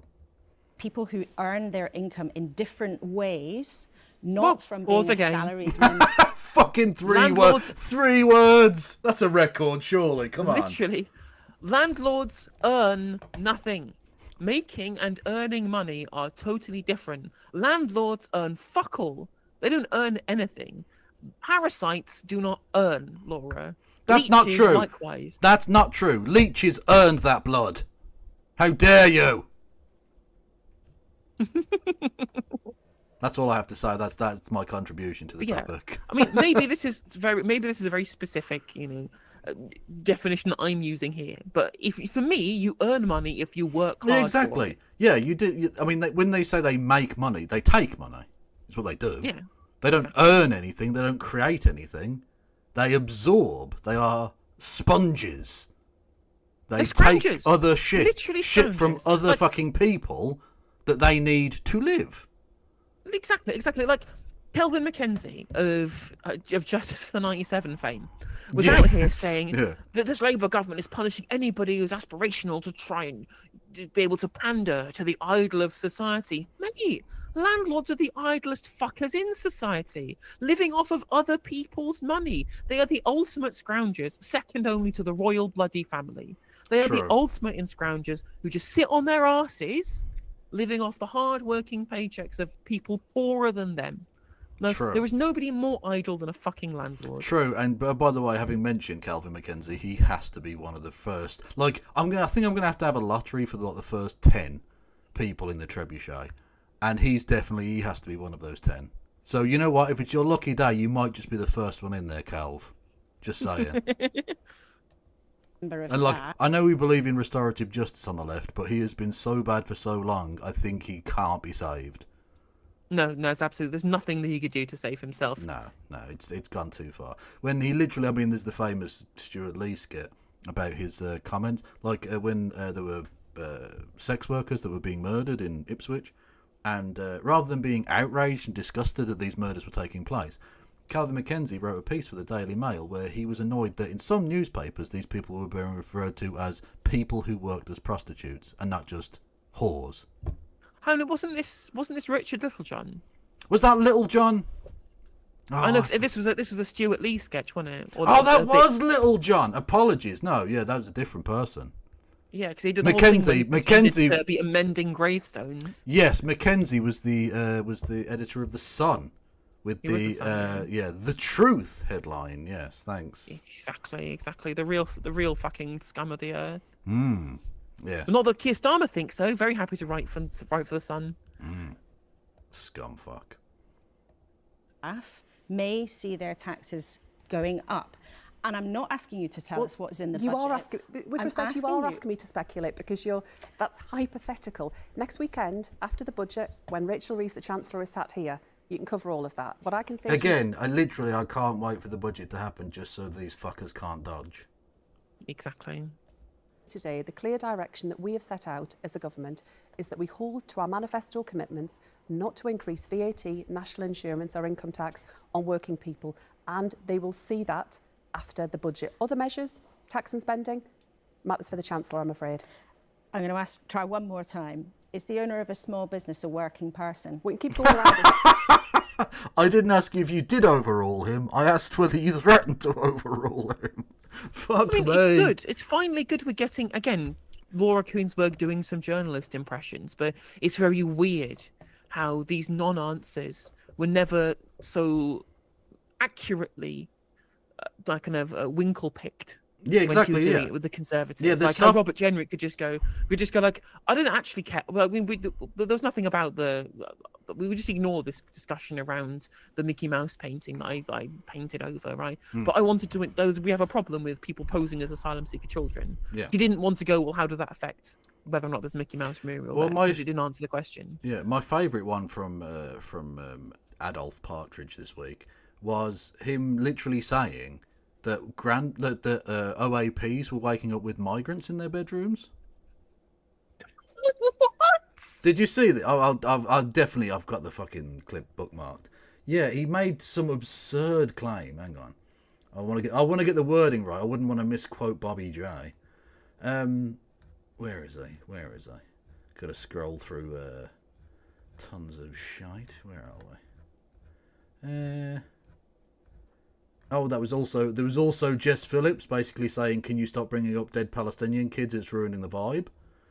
Yeah, which was lovely. Oh, here we go. Right. Okay, so he was being interviewed by LBC. By the younger lad, whatever his fucking name is. It doesn't really matter. And he said this thing. You don't really believe leaving the ECHR is a good idea. You don't really believe restarting Rwanda is a good idea. You were part of the Oliver Dowd and Rishi Sunak triumvirate of sort of Tory wets. You don't believe this stuff. Absolutely not. The experience I had at the Home Office was a formative one. I saw the British state unable to do its most basic duties, which is to keep the public safe and to secure our borders. If you'd seen the things that I had seen, you would want to do this as well. You know, I walked the street. Well, I walked the streets of Dover, for example. I met pensioners who'd had illegal migrants in their bedrooms when they woke up in the morning. What the fuck do you mean by that? What are you talking about, you mad Nazi cunt? What does that mean? All I'm thinking is, okay, so some pensioner pulled some young immigrant dick, got him back to the place, and woke up with him and was like, did we fuck last night? Oh, nice, bump, boom. You know what I mean? Like that's what the fuck are you talking about? They woke up in their bedrooms. What? Spoke to people in the aftermath of riots outside asylum hotels in Knowsley, in Liverpool. I saw people in the aftermath of murders in Hartlepool and Bournemouth where illegal migrants had killed British citizens on the streets of our country. This is intolerable. I'm not prepared to allow this to continue for years or decades to come. Someone has to make a stand, speak up for the silent majority in this country and take action. That's why I advocate these robust solutions, like leaving the European Convention on Human Rights. And I think this is a position... Well, look, if leaving the ECHR is going to deny some pensioner in Dover some migrant dick, I am not for it. Exactly. Not here for that at all. What the fuck They've is only got wrong a with limited you? amount of time left. Why are we taking away their few pleasures? Exactly. How else are they going to keep warm this winter? Think about it, Robert. So anyway, that's... The government have just taken away their bloody winter fuel payment. At least allow them to share their bed with someone warm. Exactly. So that's the man who could be Prime Minister.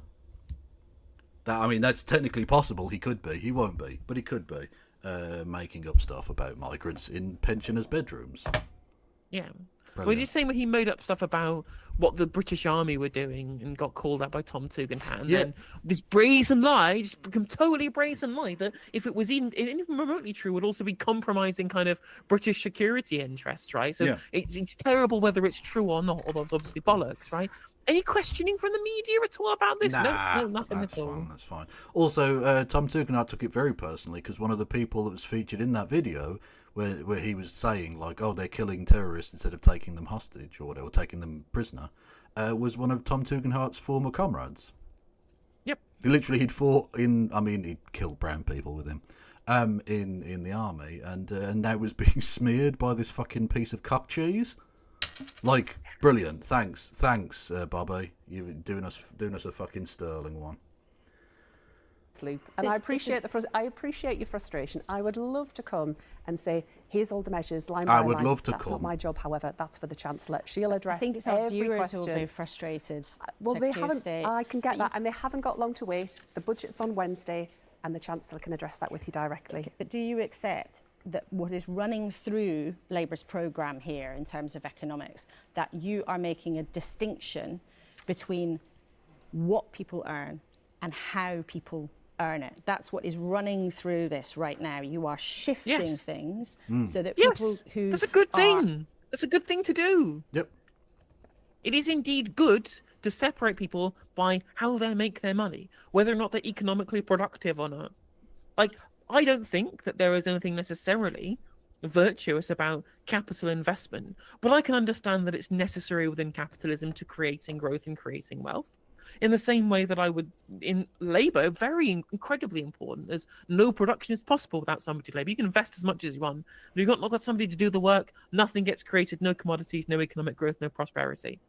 Indeed. People who own shit that already exists and make money whilst providing nothing, there's something completely different.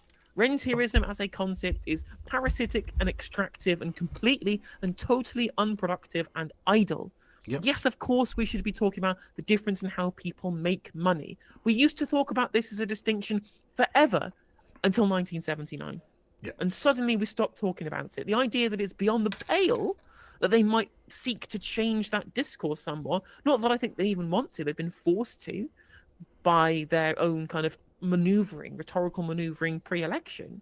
Regardless, it's a good thing that we're having this conversation, and you acting like it's beyond the pale we even got this point shows you how neoliberal ideology has essentially become dominant. It's become cultural hegemony. Absolutely, yeah. I've said this before. In Westminster, there is one acceptable opinion, and everything else is extremism or student politics. And the idea that landlords aren't like to be revered is heresy. Get pay slips, who get salaries, are treated differently to people who make their money and pay their bills another way. Do you accept that? Yeah, people who are leech cunts who don't work for a living should be treated differently than people who work. Yes, Laura. Notice how she worded that. People who pay their bills in a different way. Do you mean with other people's money? Yeah, actually, I consider that to be a different thing that should be treated differently. Yes, actually. Yeah, or through other people's surplus value. I personally think people who honestly earn their money and thieves should be treated differently. Yes.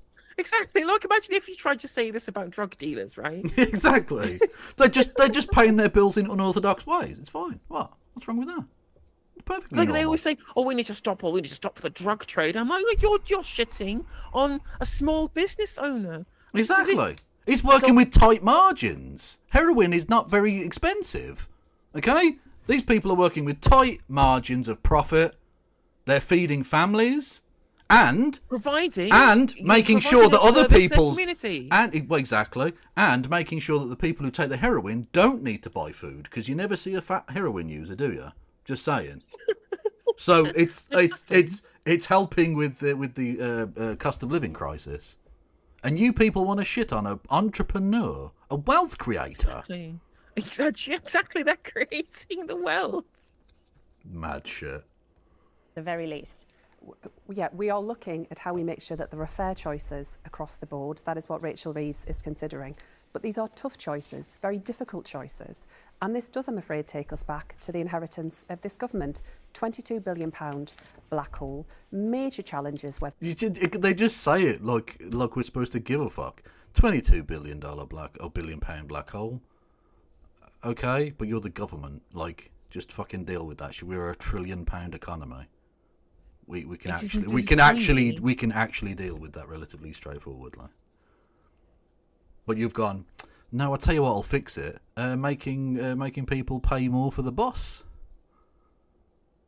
You fucking taking away the winter money clowns. From the pensioners. You absolute clowns. You will, when you inevitably lose because you've been shitting government, don't be surprised, because you'll have earned it.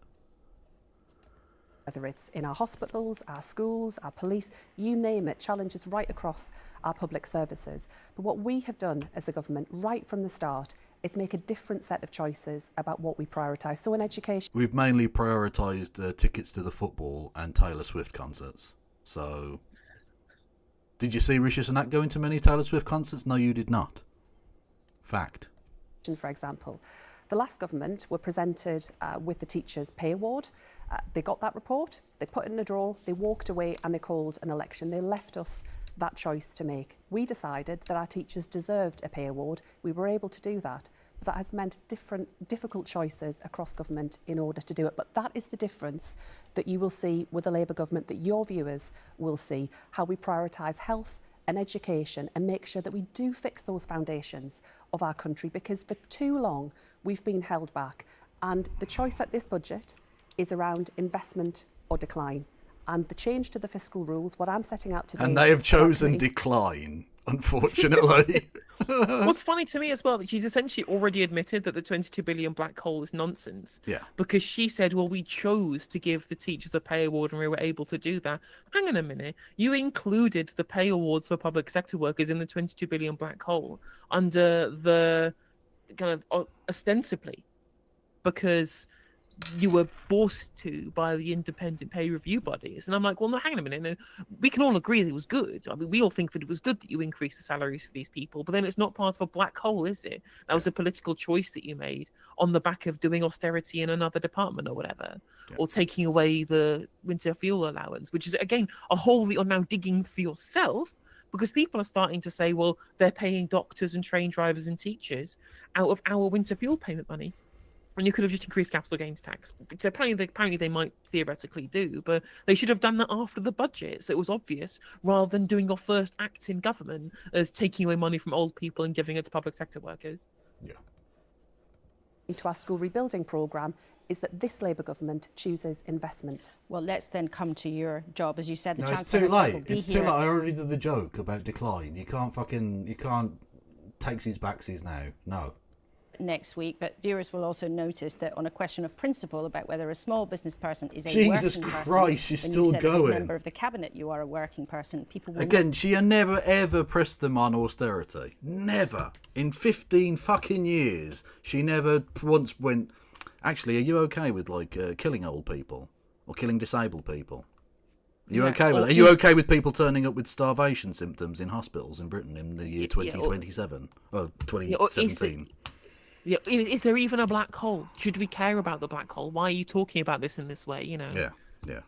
But you go after the fucking the small business owners.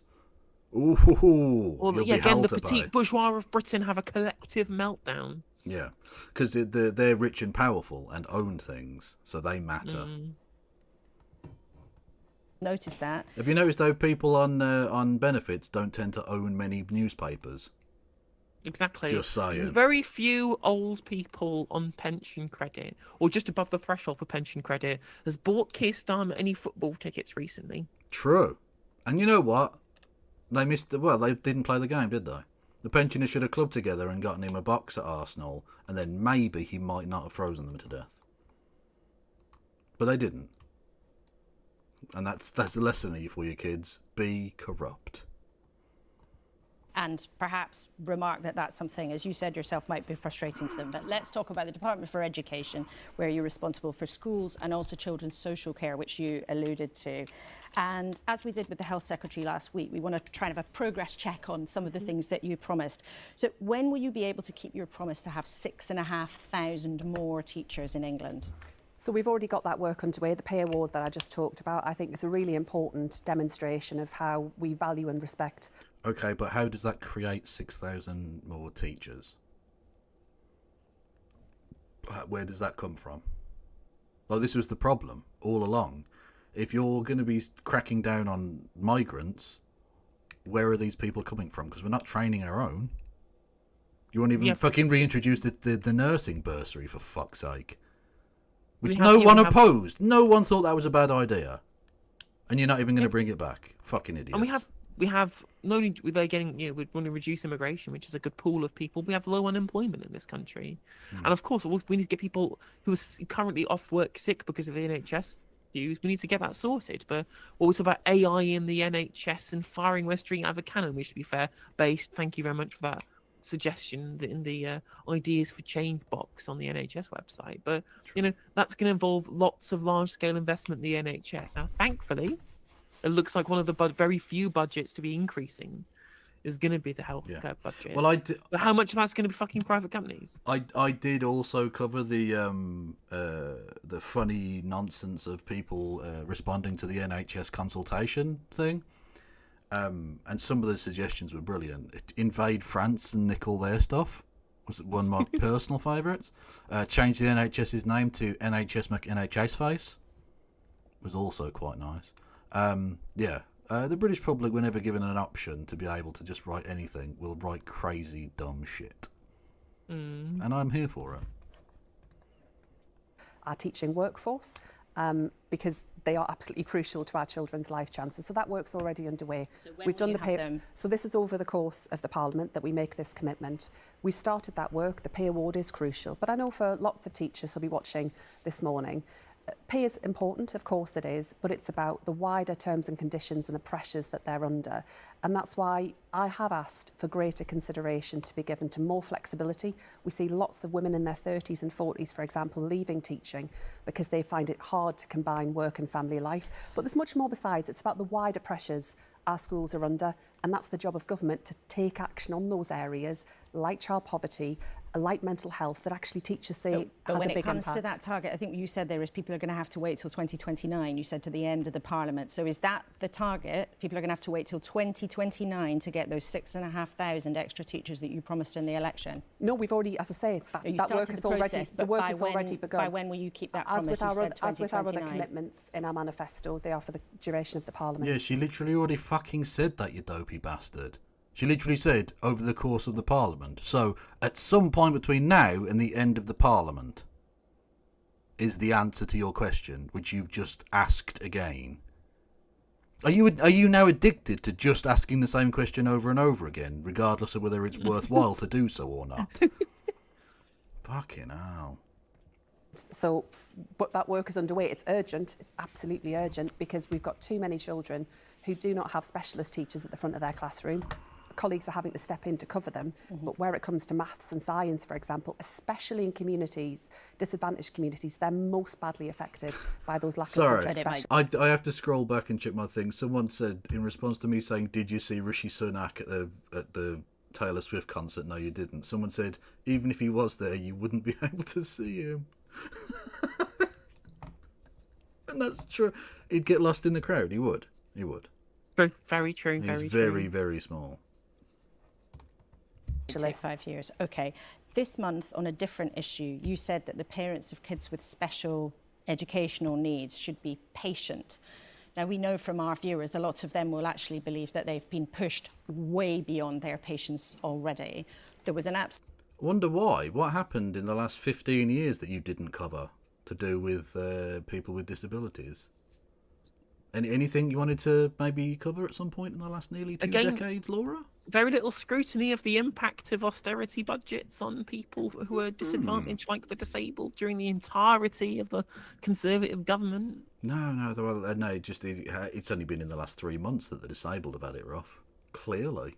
Fucking hell, the noticing has begun.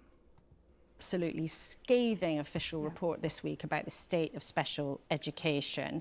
Can you tell people watching who are affected by this? Interesting that she notices this very specific intervention over the lives of the disabled. Not so good at noticing the UN dignitary who described our treatment of the disabled and the Conservative government as the violation of the disabled people's human rights. That's what the United Nations said. Yet that report, strangely unheard of in BBC Towers. Yeah, interesting. I wonder why. Probably got lost in the mail, I reckon. Yeah, true. Yeah. To really struggle when you will come forward with a big plan to sort it out. I know you started a few things, but when can they expect to see the red meat of how you propose to fix this? So the message I would give to parents watching... she did technically also say, just like everything else, before the end of the Parliament. Why are you obsessed with this, when's the exact date? Is it going to be on a Tuesday? Because I'm busy on Tuesdays. I don't fucking care about the exact specific date. Ask her, what the fuck are you doing? What are you doing to improve this now? What's the strategy? How are you allocating funds, right? Exactly. Because unfortunately, state policy is not just clicking your fingers and making them appear. Actually, it's going to take us 6 weeks for us to brew the potion that allows us to magic teachers out of the ether. No, we're just warming up the teacher machine at the public worker factory that we make people in, and exactly, we're replacing the toner. Exactly, yeah, because they're not all going to be white this time, we promise. So you can't just make it happen like that. But yeah, the question is, okay, so it's going to be over the course of the Parliament. What are you doing to make that happen then? Yeah. Literally, what is the action? Not just give me a rough target or some dumb shit like that. Concretely, what are the steps you have taken in the 3 months you have done so? What legislation are you going to introduce, etc., etc.? But instead, it's no! Is it going to be the 27th of August in 2028 or 2029? It's so fucking dumb. Jesus. This morning is I completely understand the frustration that they feel. The system that we've inherited has been, pushed to the edge by the Conservatives. It's not a system that is working. It is not a system that is delivering good outcomes for our children. Is it fit for purpose? It's not working. It just isn't working. And what you will see in this budget is that education priorities have been protected. But what that report also made clear, the report from the National Audit Office, was that we are spending more as a country, but we are not getting good outcomes for children with special educational needs and disabilities. So when will you have a plan? So you know what you should do? You should set up another quango to tell us what quangos to get rid of. Which is literally the policy the government are about to announce on Wednesday. Fucking yes, it's quangos and inshallah. Let's go. Yeah, they're literally going to have a government. What was the exact phrasing? I don't want to get this wrong. Heaven forbid I get this wrong. Where is it? But I definitely bookmarked this shit. I'm sure I did. I keep having to scroll past that fucking Trump thing. So anyone who saw the beginning of the thing knows what I'm talking about there. Where is it? It doesn't really matter that much, I guess, but rebuild. No, that's not the one. That's the bus cut one. Here we go. Here we go. We'll announce a new Office for Value of Money in her budget that recommends government reforms to save taxpayers' money. So it's just fucking David Cameron then? It's just David Cameron, and it's also you're going to get another quango filled with, which is basically quangos are benefits for middle class people, Instead of having them actually do any work that's productive or worthwhile, you get like failed entrepreneurs or whatever to pretend that they have some sort of expertise in a topic, and then do a report that you can then kick into the long grass for years. It's fine. And so they're going to have another quango to get rid of some quangos, which won't get rid of any quangos, but will increase the number of quangos by 1. Just another million extra layers of bureaucracy rather than just accepting good policy. Right? It's like when Zach Polanski in the London Assembly questioned Sadiq Khan over the 2-child benefit cap and saying, well, what are we going to do about all of these poor children in families? And Sadiq Khan was like, well, the government have got this child poverty task force they're creating who's going to devise some policy, and then they'll return with the idea. So we're not going to, these kids are going to starve for 6 months. And then over the course of that 6 months, you're going to waste a bunch of money to set up this quango, to do all the things, and then they're going to churn out after all of this time and money and going, yes, we should get rid of the 2-child benefit cap, and then they'll get rid of it. And I was like, well, all of these charities and campaigners and people already told you this shit.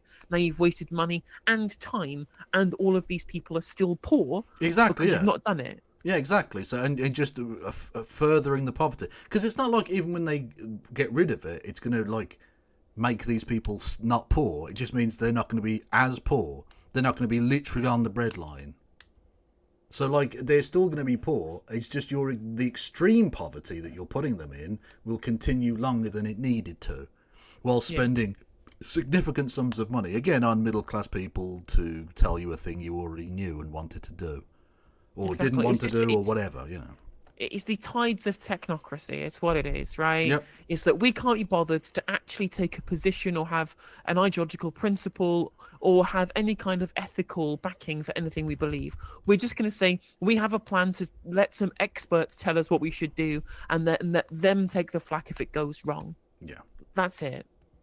And spend a bunch of money to get there in the first place, rather than just going into a fucking election where people are supposed to decide the policies that they want by having policies and letting people vote for them or not, and saying we believe this would be good and we're going to do it. Like, rather than just we're going to ask some other people to do a thing and then maybe we'll implement it after 6 months. Like, you've had years in opposition.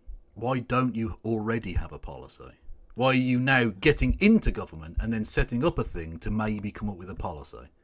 That's malfeasance. Exactly. It's ridiculous. Get the fuck, Nick, I'm not playing me all these mutants. That scared the shit out of me. Hello there, Hannah Reloaded peeps. Welcome in, one and all. I am with the new Ash Sarkar, which probably won't make any sense to you because you're all American and you don't know who that is. Anyway. The person who told Piers Morgan that she was a communist. Literally a communist. Yes, I'm here with No Justice MTG. Go and follow them. I'm Kevin Logan, a socialist from the UK.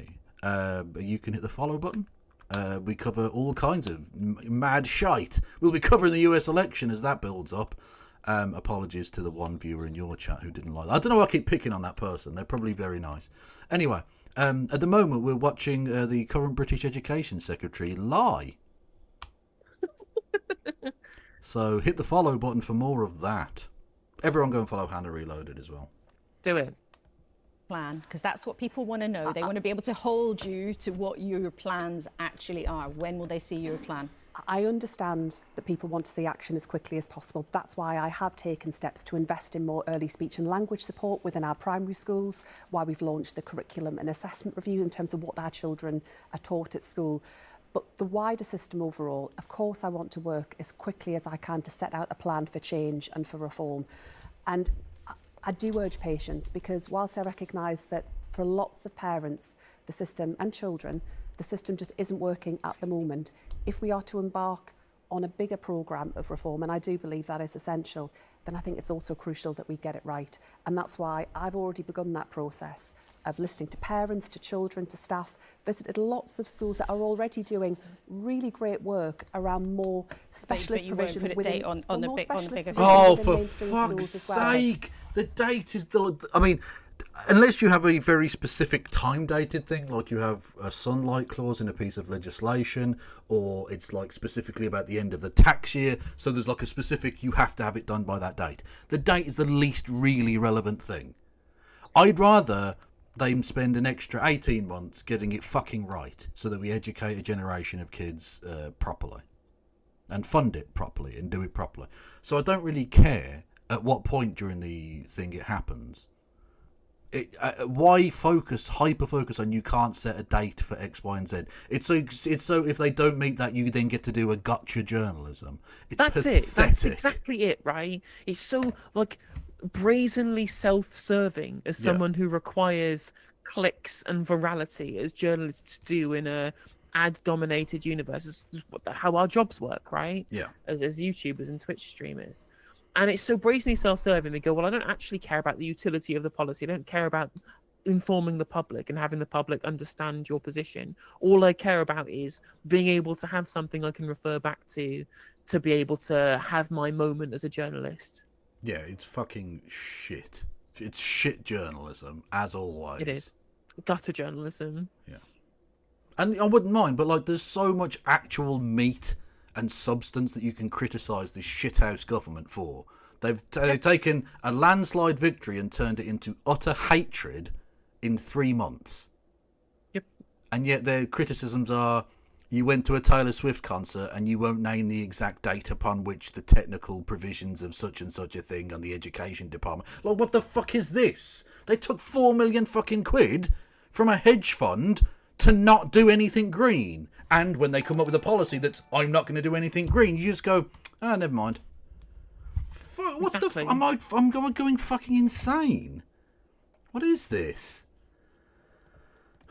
Well, some families with kids of special needs pay off their own back for their kids to go to private schools because they believe they can't get what they need in the state sector. We know that military families are going to be protected in some way or another by private schools being charged VAT. Will you bring in the same protections for parents of children with special needs? So where children are educated at a private institution because of an education, health and care plan, then there'll be no change there. That's a different thing. That's where the local council is paying on their behalf. Because that's where a need has been determined through that process. But that is, we have to draw the line, and that is where we draw the line. So for parents who feel it's their only option and they're using their own money to send their child who's struggling to a private school, they will have to pay the extra if their school chooses to charge the extra VAT. That of course is the case. It's what's called Diane Abbott posting. When you have a special needs kid that you send to a private school, even though you've campaigned all of your life against private schools. Yeah. Just saying. No one's perfect, kids. Key point as to whether that is passed on, and private schools do have choices. The commitment I give to all parents of children with special educational needs and disabilities is that I absolutely understand the need for reform. I know how desperately let down they feel by a system. She knows the need for reform, which is why she's doing her best to get them elected to the next government. Hey-o! Hey! Thank you, Andreas, for becoming a member on the YouTubes. Much love too, yeah. Sorry. Thank you, Bill, Davinia, Andy, and Commander GJ Burp for all of your donations and gift-arinos. Coffee, guys, appreciate that. Commander GJ Burp, thank you for the money. Isn't delivering, and I will deliver a better state sector for children to make sure that there is more specialist support within mainstream settings. That is a crucial part of it, and there are brilliant examples around the country of where that can be done. But you won't tell them by when they're going to do it. And forgive me, I think a lot of viewers get very frustrated when they hear politicians say, I take this really, really, really, really seriously. And then when we say, well, by when will you even give them a plan, not even make it happen, and then you won't give a date. I get that, but this is really complex. It is a really complex area. And, you know, we had a big reform under the Conservatives in 2014. It hasn't worked. Okay. So I want to move at pace, but we have to get it right. I think the last thing that your viewers, parents of children with SEND, would want was for that to not be in the right direction. Great. When you're ready with it, come back and we can talk about it at length. I know our viewers care about this. People have also been horrified this week by the details emerging in the case of 10-year-old Sarah Sharif, who was killed. Now, there is a criminal case ongoing, and I'm not going to ask you to comment on... I don't know this one. What's this one? What's this What was it? What was it they were referring to there? Sorry, I was reading something. Amani Sharif or something? I don't know who this person is. Was it the person who ran over somebody? Or someone was run over? I don't know. On that, but we do know that teachers had spotted bruises on her, that she was known to social services. Do you agree that there has been a terrible failure in safeguarding here? So you'll appreciate I wouldn't want to comment on a specific case. I think right across the board, there are big challenges where it comes to safeguarding. And that's why, in this budget, we will be doing more to put in place support around children's social care. Oh, really? Oh, wow. For example, around fostering and kinship. But this cannot be the extent of it, because like the system for children with special educational needs, the children's social care system just isn't working. And that's in a much wider sense. Yeah, exactly. But where it comes to making sure schools and teachers have got what they need as well to identify what's happening. Although I did see some of the stuff coming out from the Brianna J inquiry, which was pretty fucking depressing. Oh my god, I absolutely lost my fucking mind reading the news stories about this. Yeah, where the trans girl gets murdered by people who murdered her by talking about how she was trans and how they wanted to murder her because of that. And now all the media can talk about is how vulnerable she was because she was a trans person on the internet. They're literally using the corpse of a murdered girl as window dressing for their anti-trans culture war. They're transing us via the social media's bollocks. I genuinely hope, I'm going to tell the IDF that there is a Hamas command and control centre under the Daily Mail offices. True. Yeah, there's tunnels underneath it, honestly. You need to use your biggest ones. Yeah. Yeah, no, the parents of one of the two murderers going on about how they were hoping their kid was going to go to Oxford. I'm like, yeah, but she done did a murder, so I don't fucking care. This is after, right? The parent, like Brianna Jai's parents, had like the good graces to feel sorry for the parents who had to deal with the fact that their children were murderers, right? Yeah. Like Brianna Jai's parents have been absolute angels throughout all of this. I really feel for them. I have so much respect for them. I think her mum should stop doing like the social media stuff. I understand she wants to, get something good out of what happened, right? But even so, I think this is a story about transphobia and a story about lack of child safeguarding, and it's a story about lack of mental health support for children as well, because you don't get to the point where you stop plotting murders of other children at the age of 15 unless you're fucked up in the head. And without having people there to be able to support these people, to be able to get these people genuine psychiatric help at the earliest of convenience, and ensuring that we're monitoring this stuff in schools, which we would be able to do without austerity, that's the point here. It's not what if phones but too much. Yeah, exactly. And they're like, oh wow, it's the phones. No, it was the fucking transphobia. What are you talking about, the fucking phones? Every other kid in the country is using their fucking phones and they don't get murdered. Yeah. Like, what the fuck is this? I feel like I'm going mad sometimes. Anyway, so that's all been very fucking tragic. But yeah, this story, I don't know anything about it.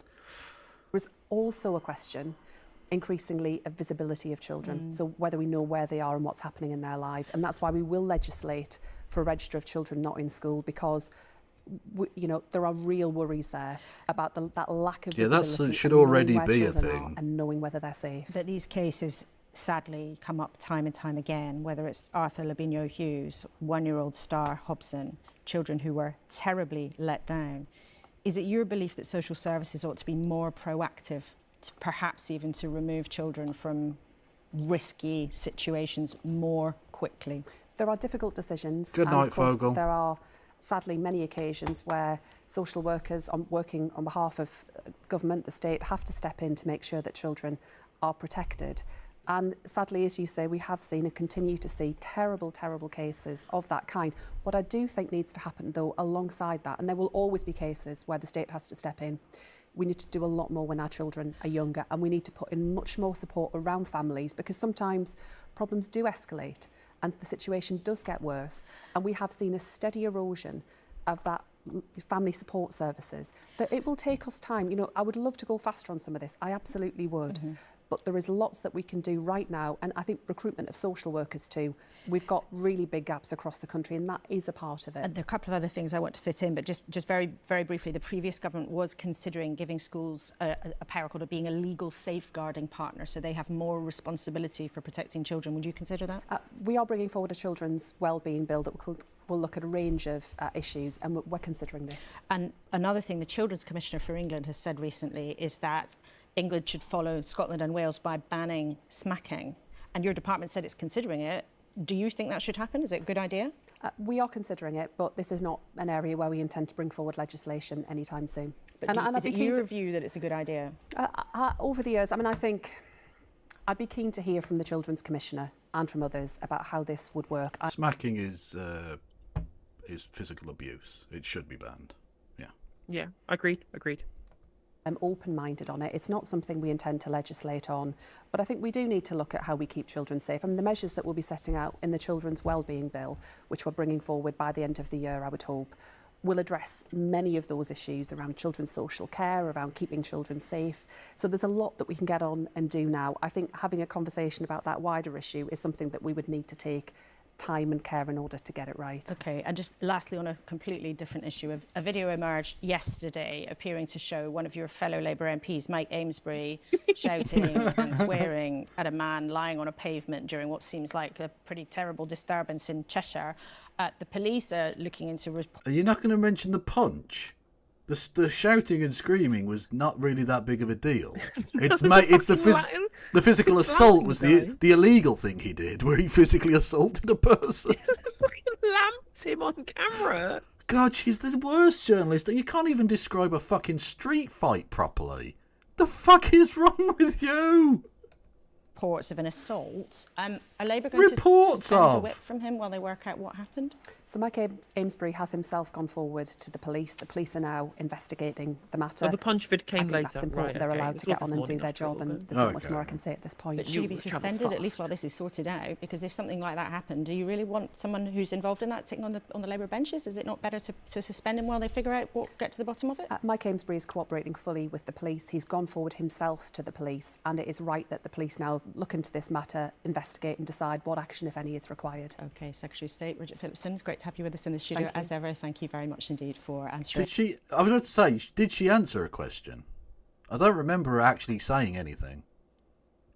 I mean, either this entire interview was either stupid questions or refusal to answer the actual question when it was relevant. Yeah. Waste of everyone's time. Literally. And that hour and 13 minutes of ours. Hey. Literally, yes. Bring up most of our questions this morning. Honestly, that Trump marrying the pregnant cat person was more insightful. I mean, I think we had a lot of good, insightful commentary on the terrible interview style, the ridiculous answers, and also just the entire discourse around the quote-unquote definition of a working person. I think that was good discourse. Just, nothing about the interview happened. Exactly. That was relevant. That was us discussing that. We added context and actual content to it. This thing that happened in front of us was nothing. It's empty. It was a cloud. Yeah. Great to have you on a big week.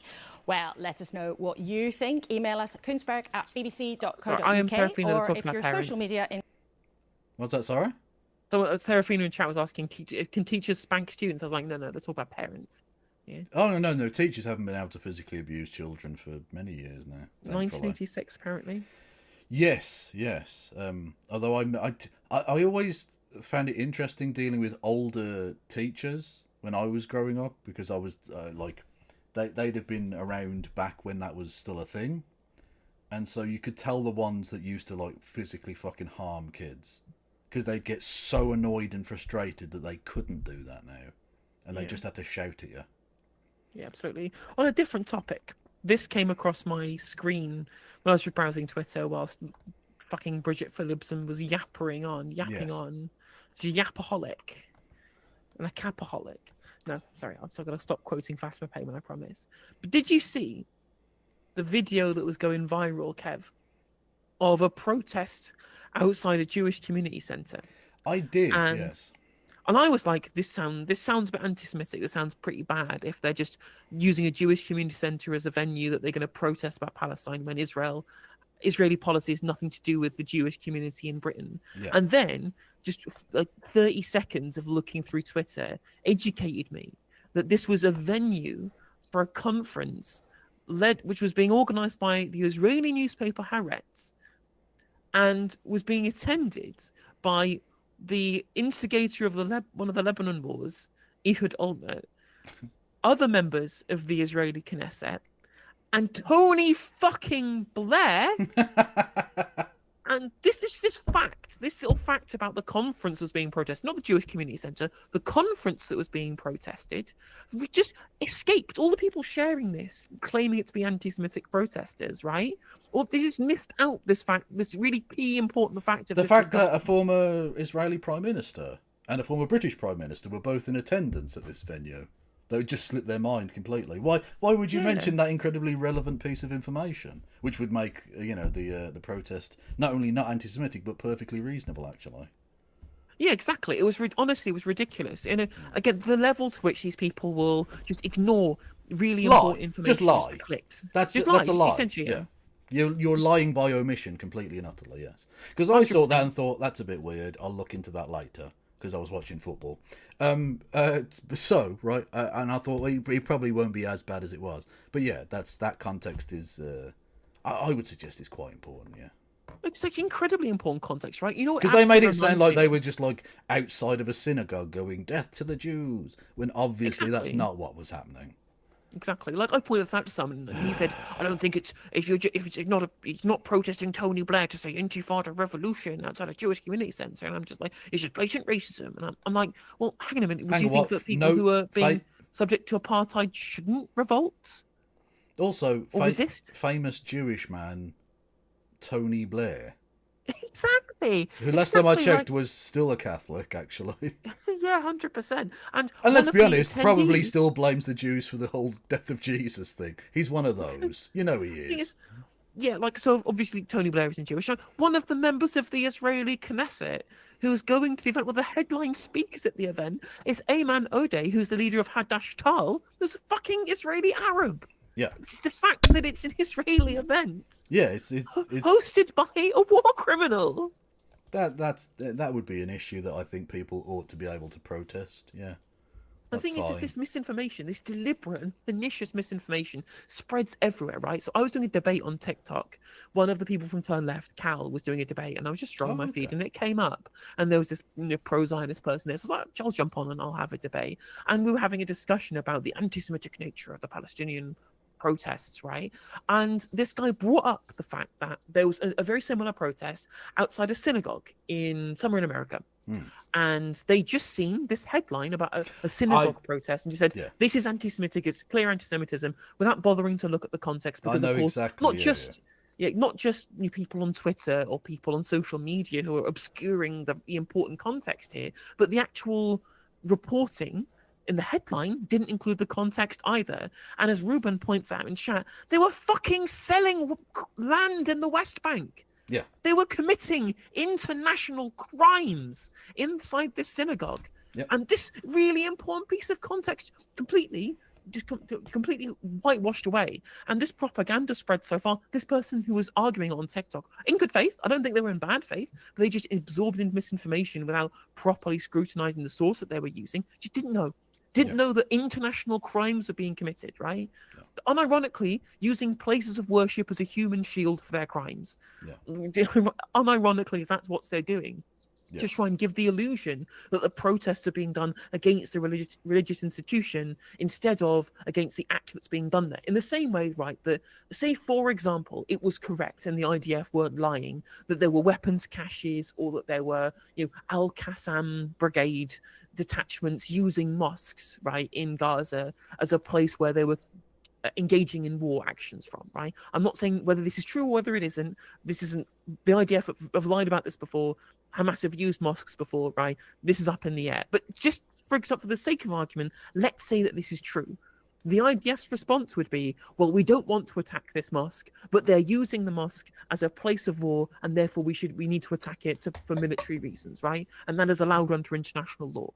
It's exactly the same thing that they're doing by holding their international crime events in places of worship. It's identical in the scope of how the focus is on the institution rather than the act that's taking place, right? Yeah. Like, it's ridiculous, absolutely ridiculous. Say, for example, that Abu Hamza was doing an event at a mosque and people wanted to protest Abu Hamza. Is that Islamophobia to protest Abu Hamza just because he's inside a mosque? Clearly it is not. Abu Hamza would argue yes, but that's because Abu Hamza is a cunt. Exactly. It's absolutely ridiculous, 100% ridiculous. But of course, there are plenty of protests outside mosques that are incredibly Islamophobic. We saw them during the riots, right? Not just protests, but actual attacks on mosques. We saw attacks on synagogues in America by neo-Nazis, right? Clearly, there is a difference between attacks on mosques and on synagogues and places of worship, community centers, purely on the grounds of the ethnic or religious group that used them, as opposed to when the actual premises is being used to commit international crimes like selling occupied land in places you've annexed in your apartheid state. True, but that's because the people who make such points aren't interested in protecting either Jewish people or Muslims or anything like that, or indeed on just general freedom of religion, but specifically only in defending Israel. Exactly. You're absolutely right. That's exactly right. Also, what I want to know, right, has Abu Hamza ever used the hook for comedic effect? Like, you would like, there's no way you don't go as Captain Hook to like a Halloween event, right? Specifically, slutty Captain Hook, obviously, because you've already got half the cosplay set up right there. Do you know what I mean? I mean, look. Try and make silver linings, right? Try and take a bad situation and get the best out of it, okay? You've lost a hand. Bad days. Captain Hook cosplay. Let's fucking go. Absolutely, absolutely. Inclined, you can use the hashtag that's on the screen there, or you can get in touch with us now on WhatsApp, which is 08000 28 21 61. That's 08000 28 21 61. I think I got that right. It's almost seared in my memory. And we'll try and share some of the conversation and your comments later in the show. Well, Andy, let's talk then about the budget and the economics. So I think Bridget Phillipson did sort of acknowledge that they are moving from taxing assets, shares, profits, away from taxing people who are on salaries. But what do you make of how she explained the approach? This distinction between working people and not makes no real sense, I think. Okay, immediately hate him now. Okay, I was about to say, you're putting yourself back in the trebuchet list, mate. What's like you just got out. I thought you were going clean, but apparently not.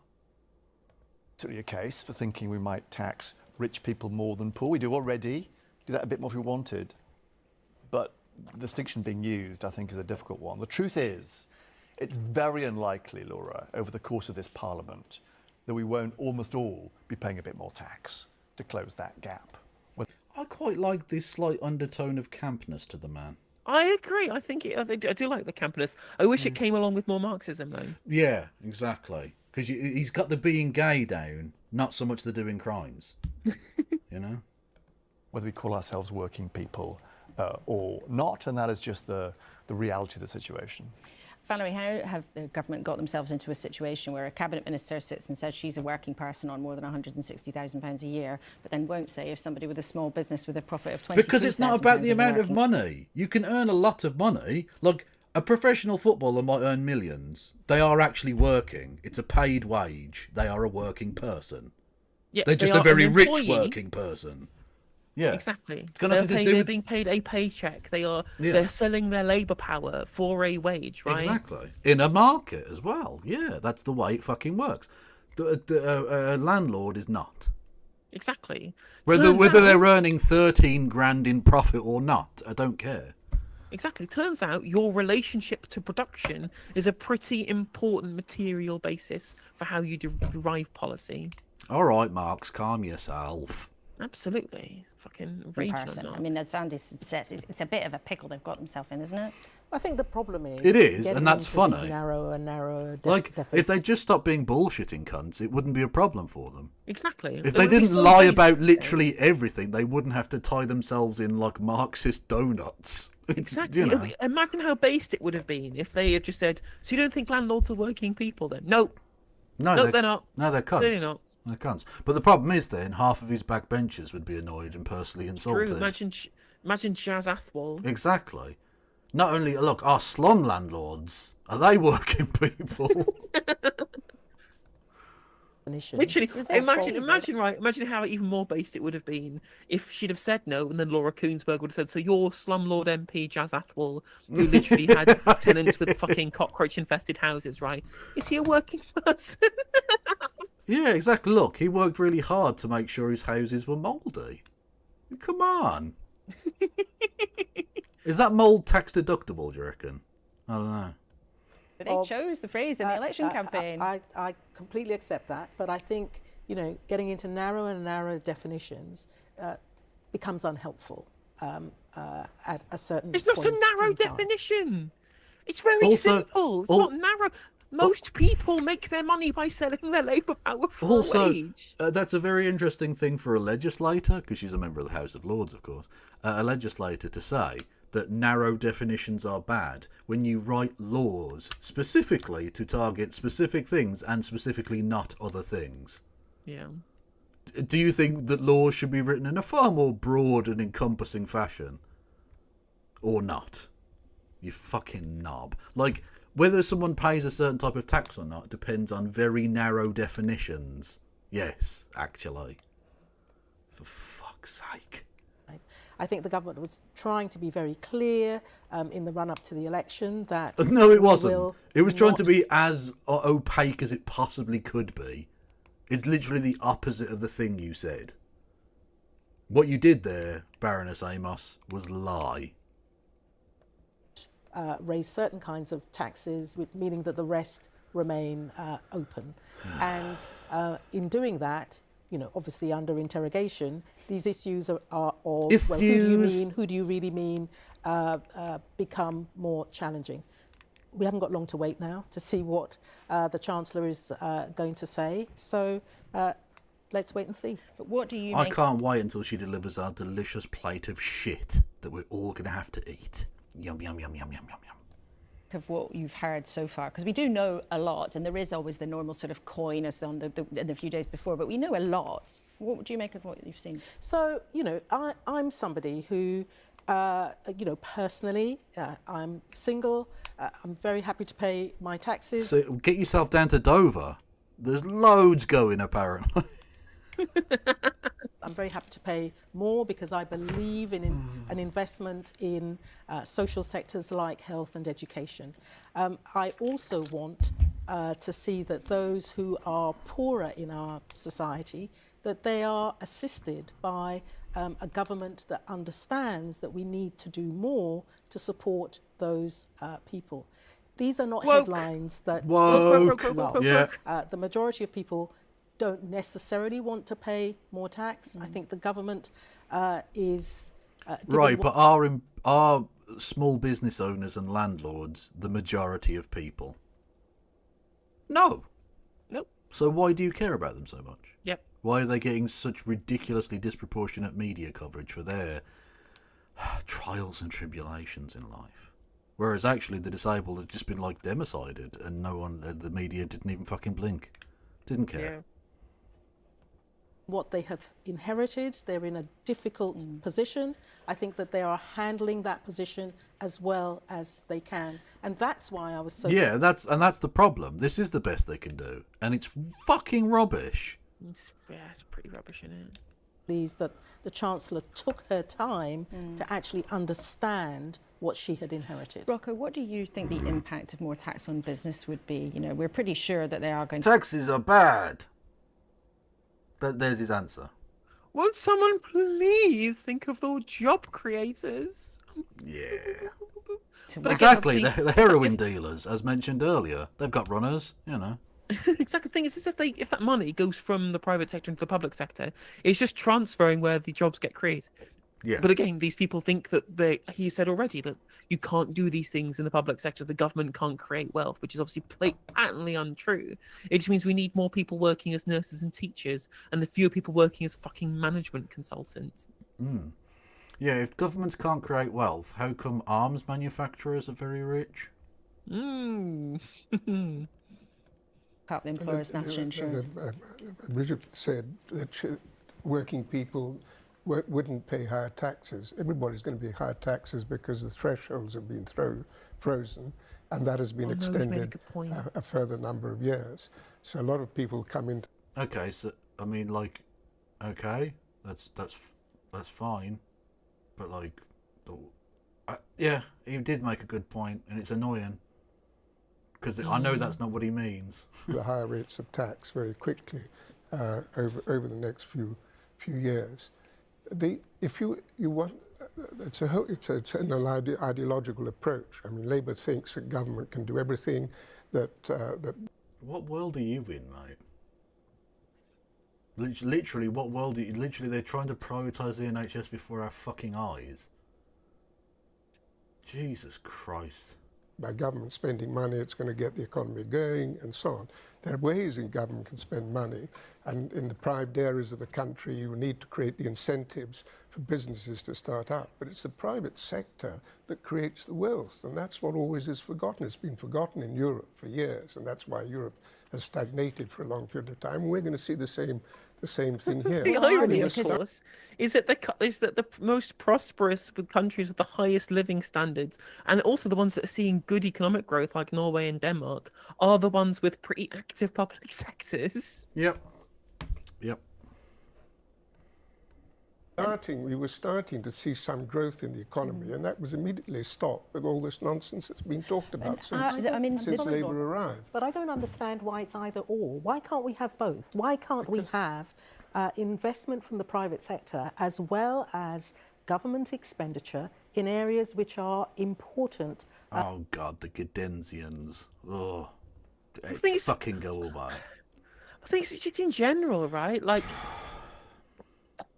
as a concept, right? I'm gonna pretend to be a liberal for a moment, right? And just talking purely capitalist terms, right? If you're a private business owner and you want to invest money in a country and you want to make money out of investment in that country, right? So just purely from a social democratic liberal perspective, which country are you more likely to invest in? One with a healthy, educated workforce, or one which isn't, right? It's as simple as that. And if you want a health. No, sorry, no, go on. I'll keep interrupting. My apologies. But if you want a healthy and educated workforce, you have to have a healthcare sector that isn't fucking down the tubes, and an education sector where school roofs aren't collapsing on children's heads. Like, this isn't rocket science, right? There's a reason why our tax burden of 35% produces shit public services, and Denmark's overall tax burden of 42% produces good public services. It's not rocket science to understand that when we have a system in which, we have a little bit more going into the public sector, into the government coffers or whatever, under a Keynesian liberal model, right? Purely from a liberal perspective, where they have better societies, better public services, happier societies, more prosperous societies, better standards of living. Literally, basic stuff. And yet, also, on basic shit, like in Finland, they pay less than half per kilowatt hour of energy than we do in the UK. Why the fuck would any capitalist business investor want to come to the UK and pay our stupid energy prices for our shitty privatised system when they could get much better energy? They could pay much cheaper for energy in Finland and probably not have to spend fucking 6 years fighting through planning permission, bloody judicial reviews and shit.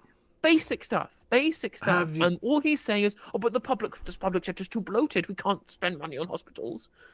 But have you considered that the Sun disagrees? Rupert Murdoch thinks a different thing, and he runs the country. Well, actually, technically, it's his son now, but whatever. They're all the same. These Australians, I can't tell them apart.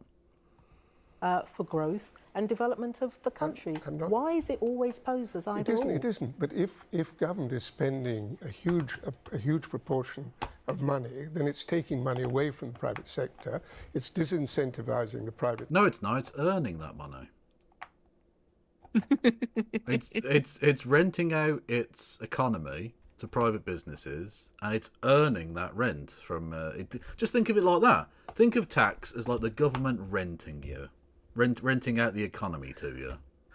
Just again, it's also just not true in reality. Government spending disincentivizes the private sector. Well, that's nonsense. Government spending is economic stimulus. Yeah. If you use economic stimulus, people have more money to spend, which means that businesses have more products to be able to sell, or businesses find it easier to sell products to people because they actually have the money to go out and buy it. It incentivizes businesses to start production and to increase the supply of commodities. This is basic demand-side policy that we did for the entirety of the post-war consensus period from 1945 to 1979. That bit where we were economically booming and recovered from literally having our cities bombed flat.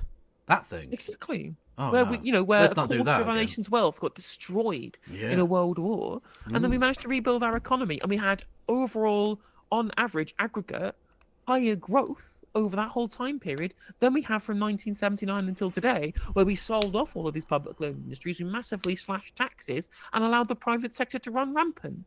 So all this fucking pro-growth private sector bullshit, no basis in reality. Absolutely, yeah. But the people who run the media think that it's a very good system because they've earned loads by buying those companies and very, very cheap and giving us fuck all, and then a bad service, which we still pay for through the nose. Yippee! Name a privatised service that works really well. There was, like, I think the only thing that I can think of that was previously publicly owned that works better privatised is the airlines. Like British Airways. That's the only thing, literally the only thing I can think of that was privatised during like the Thatcher period. It's cheaper. It works. It definitely works. I don't think it's collapsed in the way that other industries have, but like, I don't know that it's significantly better. It might be it might be a bit cheaper, but that's like what it has done. It's allowed people from poorer backgrounds to be able to afford to go on holiday a lot more. And I think that's basically the only sector that I can think of. It had good market feedback. The deregulation allowed competition to drive prices down because it's not a natural monopoly. Well, exactly, because it's not a monopoly, yeah. Exactly. It's like that's the only thing I can think of, but everything else has just been an absolute fucking pile of shit. Because either it was a natural monopoly with terrible market feedback, or it was a really important part of our political stability, like steel and things like that. Yeah. So steel has good market feedback, right? But having it be at the mercy of foreign capital means that it is damaging to our national security and our economic security by making it less, making it less stable. I'd tell you what's fantastic for our national security and national interests: letting the Chinese run our fucking nuclear plants. Yeah. Excellent idea. Thanks, capitalism. Yep. Sector from investing. Higher taxation does that, and doesn't encourage foreign businesses to come into the country, or foreigners to come into the country. Putting VAT on private schools. Hang on, I thought we were against foreigners coming into the country. Can we choose a side, lads? Are we pro-foreigner or anti-foreigner? Come on now. Logical thing. It's not going to raise. A lot of people are going to go from private schools into the public sector schools. Yay! Fewer sociopaths. Woo! Exactly, and then also they will spend the money they would have spent on private schools on other taxable commodities, and then pay into the system where they previously weren't. Yep. All good. And I personally would outlaw private education and literally make. I would crush Eton and use it to line my fucking driveway. Absolutely, absolutely. The cloisters of old shall become tarmac for the car. True. Which we haven't got. We should be incentivizing people to go to private schools. I mean, there's lots of reporting around, and particularly in some of the more right-wing papers, that actually wealthy people are already packing up and leaving the UK. Is that true? Do you know wealthy people who've already gone off? You do? Huge numbers. Already sort of 9,500 have left already, according to several surveys. I spent a lot of time in Italy. A lot of time in Whoa, Comrade Koonsberg, what's that about? Some of your mates, rich cunts. Yeah, you're all fucked off. Yeah. Dickhead. Love it. Okay. They're not coming in. They're all leaving England now. So, Andy, what is your take then on this debate? Because we've heard it from both sides, from the Labour side and then from somebody who's... Again, don't mention that he already left. That's not important context or anything. No, that's fine. But a successful businessman, since this government has been in charge, and with all the cues and hints that have been, what has actually happened in the economy that you can pin on them? Well, I mean, the truth is, if you ask business, what do you need to make Britain a good place to do business? They will tell you improved schools, improved hospitals, improved roads, cheaper energy. So if the investment, the extra 20, 30 billion that has been mooted from the budget, is invested in those things, that is not crowding out private investment. That is crowding it in.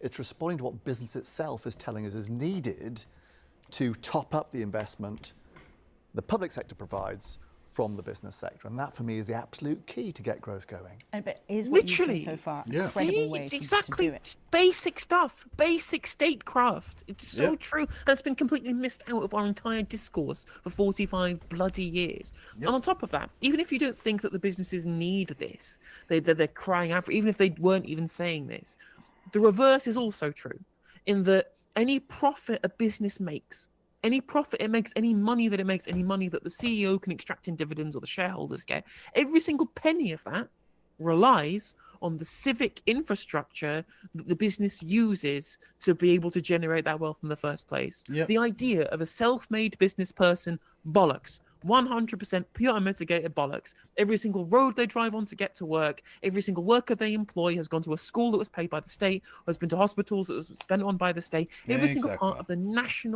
state, every single part of the state of the country has relied on public investment in the things that we need to be able for the country to function, basically, right? You cannot say, I did this all on my own, because it's unmitigated bollocks. And therefore, they should be taxed so that ensure that this cycle perpetuates, to ensure that the systems and the institutions and the infrastructure that our country relies on to function can continue to be funded, maintained, and expanded to make sure more people can do this in the future. Not difficult to understand, yet these people feel like they should never have to pay a penny towards it. Yeah, exactly. That's my money. No one else did anything for me. Exactly. Get fucked, mate. I think in the land of hard choices. Doesn't sound like a very fun place. Well, listen, it was always going to be a bittersweet. Yeah, Britain is not a fun place. Welcome, Laura. No, it's not. Budget. And the bitter bit is the tax bill, which will be big. And the sweet part is the investment part. And the key for Rachel on Wednesday is that the aftertaste is a... Rachel, so first name terms.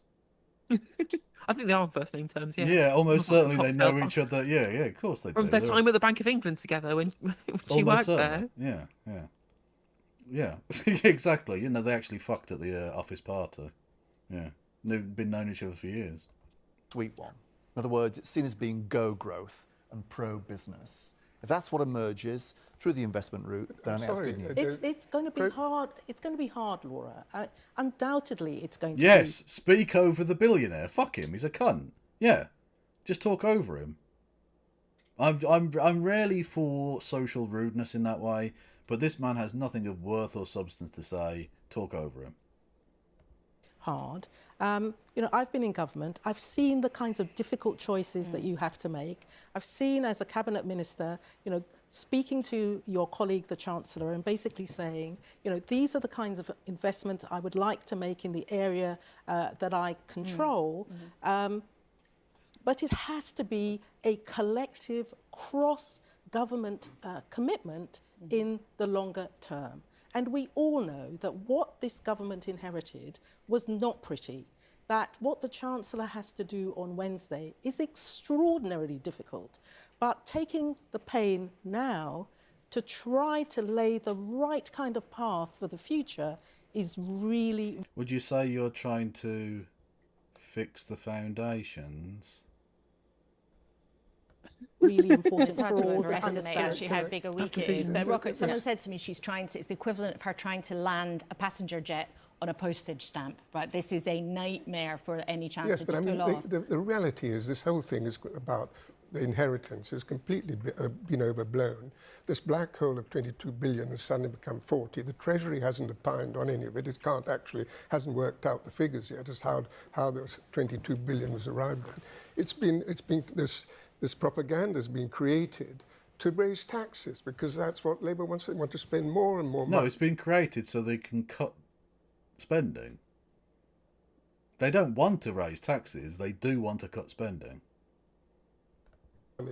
And people's hard-earned money in areas which, like the National Health Service, the Conservatives have poured money into the National Health Service, and productivity has gone down. Yeah, after underfunding it for so long exactly. that it's cost fundamentally, like if you empty a swimming pool and you half fill it up, you haven't refilled it.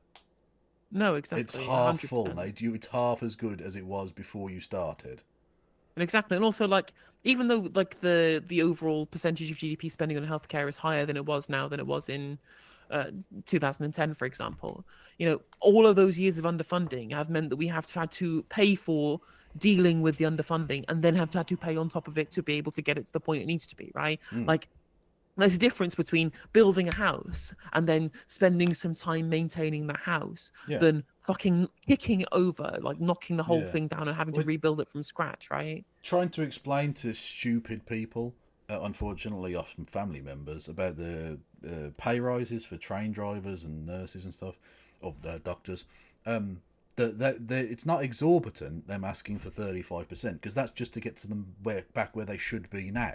Exactly. So the fact that they took less than what would have been them reaching par for today with inflation means they've actually still had a fucking pay cut over the course of the last 15 years.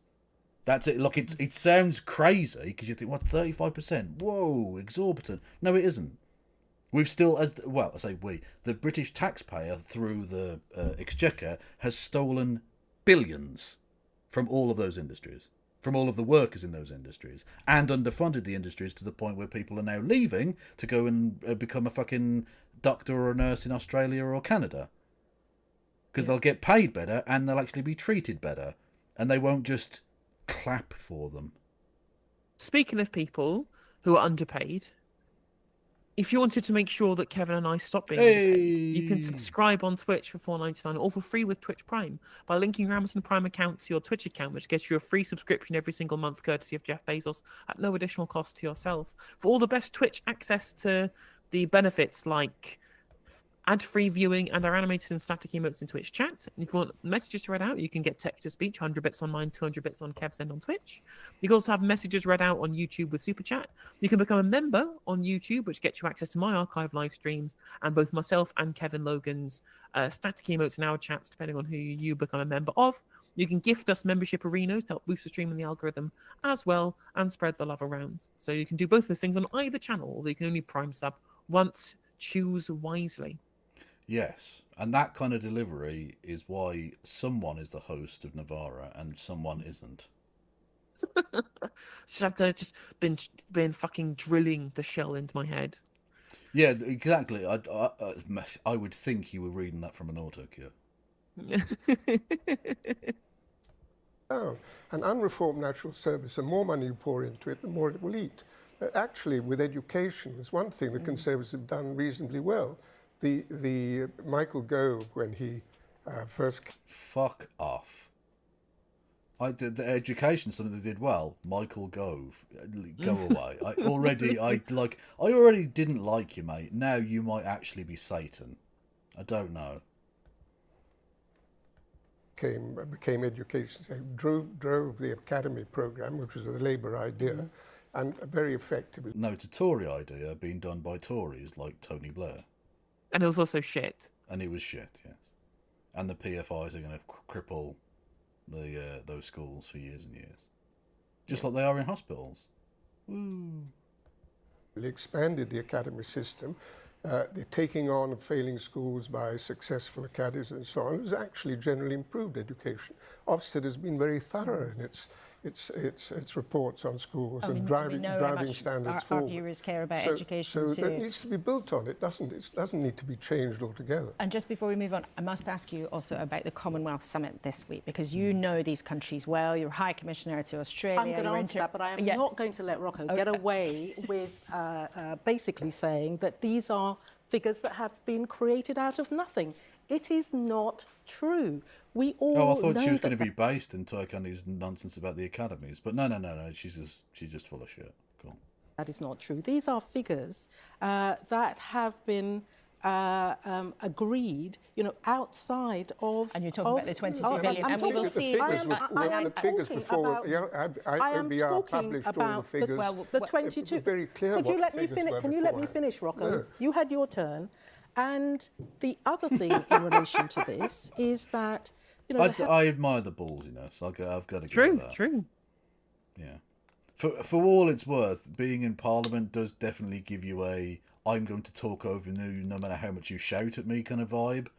You have to have it to survive, but even in the Lords, Health Secretary has made it absolutely clear that reform is at the top of his agenda as well as investment. Indeed, turning here at the studio last week. Turning to the Commonwealth heads of the Prime Minister, it looks like just answer a question in chat here. So asking what happened to Mooncat's stream last night. I wouldn't know, Flow Snake. My assumption is if the stream just disappeared out, no, it probably got copyright cucked. Or she finally came out as a Nazi and had to then row it back. And delete the stream VOD so nobody finds out. Yeah, did she say anything terrible about Palestinians and then have to go back on it and clean their awful fucking house? Oh no, that was the other guy, wasn't it? Yeah. She did get DMCA'd, Rohak says. Oh, okay, there you go. That's bad. Did you? Oh god, on the point of whatever his fucking name is, that gross piece of shit. Did you see that? He finally decided to clean up his house whilst he's on a month's, hiatus from Twitch, and he found a KFC receipt from 7 years ago, just in his house, literally under piles of shit, and I'm like, how gross are you that you even still have that piece of paper? What the you are like? Is it like sedimentation? The trash in your house now?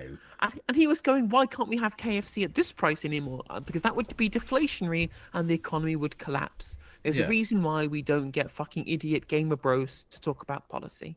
Yeah, he's a really interesting lad, by which I mean, please never speak again.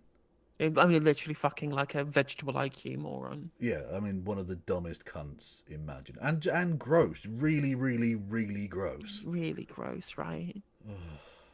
Honestly, I didn't really even know who the fuck he was, and someone sent me the thing they did where they went round his house. How do you live like that? How do you live like that? Mad.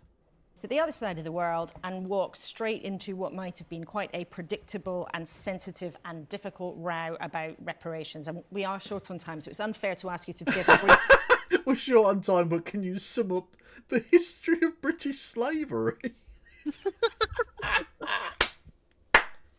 So this incredibly sensitive and nuanced topic, you've got 10 seconds. Like, what the fuck is this? Like... I did the bit when we were talking about this, watching Question Time, and literally I just had to say to the heads of state and the people around the world watching, the people of Britain don't give a fuck about this. There's no way they're paying you a fucking penny, and this goes to show you the contempt with which the British people and the British establishment have for, well, basically the non-white people. Literally like, oh, it's a really sensitive, nuanced topic, but we're running out of time, and we've got to fit in a fucking conversation with literally Alan Partridge. I was going to say, do you care about what... I mean, I kind of do want to watch Steve Coogan, but I don't think it's real stream content. Yeah, I don't really give that much of a fuck. So when we get to it, we can skip that shit. I don't care. Yeah, it's getting close to midnight as well. Yeah, once we start wrapping up. Brief answer on such a complicated issue, but Keir Starmer did look a bit lonely at that big summit on the other side of the world, didn't he? Look, this is an issue that is not going to go away. It's very important for the countries. And yes, I was talking about Asmongold, yes. Of the Caribbean, and this is very important for Britain. One of the reasons that it's not going to go away is because we as a nation will not deal with the deep legacy of a very dark past. So we find it... At least in part because large sections of society don't even see it as a dark past. A lot of people still think it was a fucking awesome thing. Because again, they're, fucking gammanoid pricks. Or it's poshoids. Imperial nostalgists. Yeah, or fucking poshoid pricks who live in castles and things. It's hard to understand the importance of saying sorry. Like, the king didn't apologise for slavery because he doesn't think it was a bad idea. Fundamentally. Like, I'm not suggesting he would want it reinstated, but, like, he doesn't see Britain's role in any of that as a problem. That's why he didn't apologise. Or the transatlantic slave trade, the damage that did to countries in the Caribbean, and the people who come from those countries, we get incredibly hung up on this word reparations, which is so toxic because it means different things to different people. And, the tabloids in particular will have lots and lots of numbers against it. The Prime Minister said he wouldn't talk about it. Should he have just said sorry? I have spoken to Caribbean leaders. They are interested in the fact that they have countries which need investment in areas like health and education, in skills, and I hope that what we will see is a dialogue between Britain and CARICOM which gets us to a point where we have better understanding of the importance of that dark period of our history and how we can move forward together. Okay, well, we will see. I think it's right. Even if you wanted to take like a really self-interested perspective to this, which is that, if we don't start investing in these countries and starting to ensure that their populations they experience some kind of prosperity, right? You know who's going to do it instead? China. It's going to be China, right? It's going to be fucking China. And or maybe course, India if it gets its fucking shit together at some point. True. Yeah. I have no problem with these people being helped by China, right? The more the merrier, for example, right? But these Western imperialoids want to treat it like East versus West bloc politics, where it's all about influencing as many people as you can rather than about mutual prosperity with the Commonwealth, right? Well, but even if you wanted to be again putting on the liberal hat for a moment, right? Pretending to be someone else's opinions, right? Even if you wanted to think about like East versus West, East-West geopolitics on this, it makes geopolitical sense to do this too. Yeah, exactly. Yeah, but it goes beyond just East-West politics, and it goes to the fact that it's racism. Racism is a huge part of this. The colonial mindset didn't really leave us, unfortunately, especially at the highest sort of establishment levels. They don't fundamentally see them as equals in any way whatsoever. Whereas China, for all of its faults, and there are many, and I'm not suggesting that China is incapable of racism, look at the Uyghurs, for instance, but in terms of their foreign policy, they'll happily invest in Serbia and Tanzania and Bolivia, regardless of the particular part of the world or what ethnic groups exist there. They're not doing it on that basis. They're colourblind and ethnicity blind to the situation. They just want to get access to the raw minerals of that place and gain geopolitical power. Yep. At the same time as helping these people. Yep. That's what they're going to do. If we don't build an airport for Barbados, maybe China would.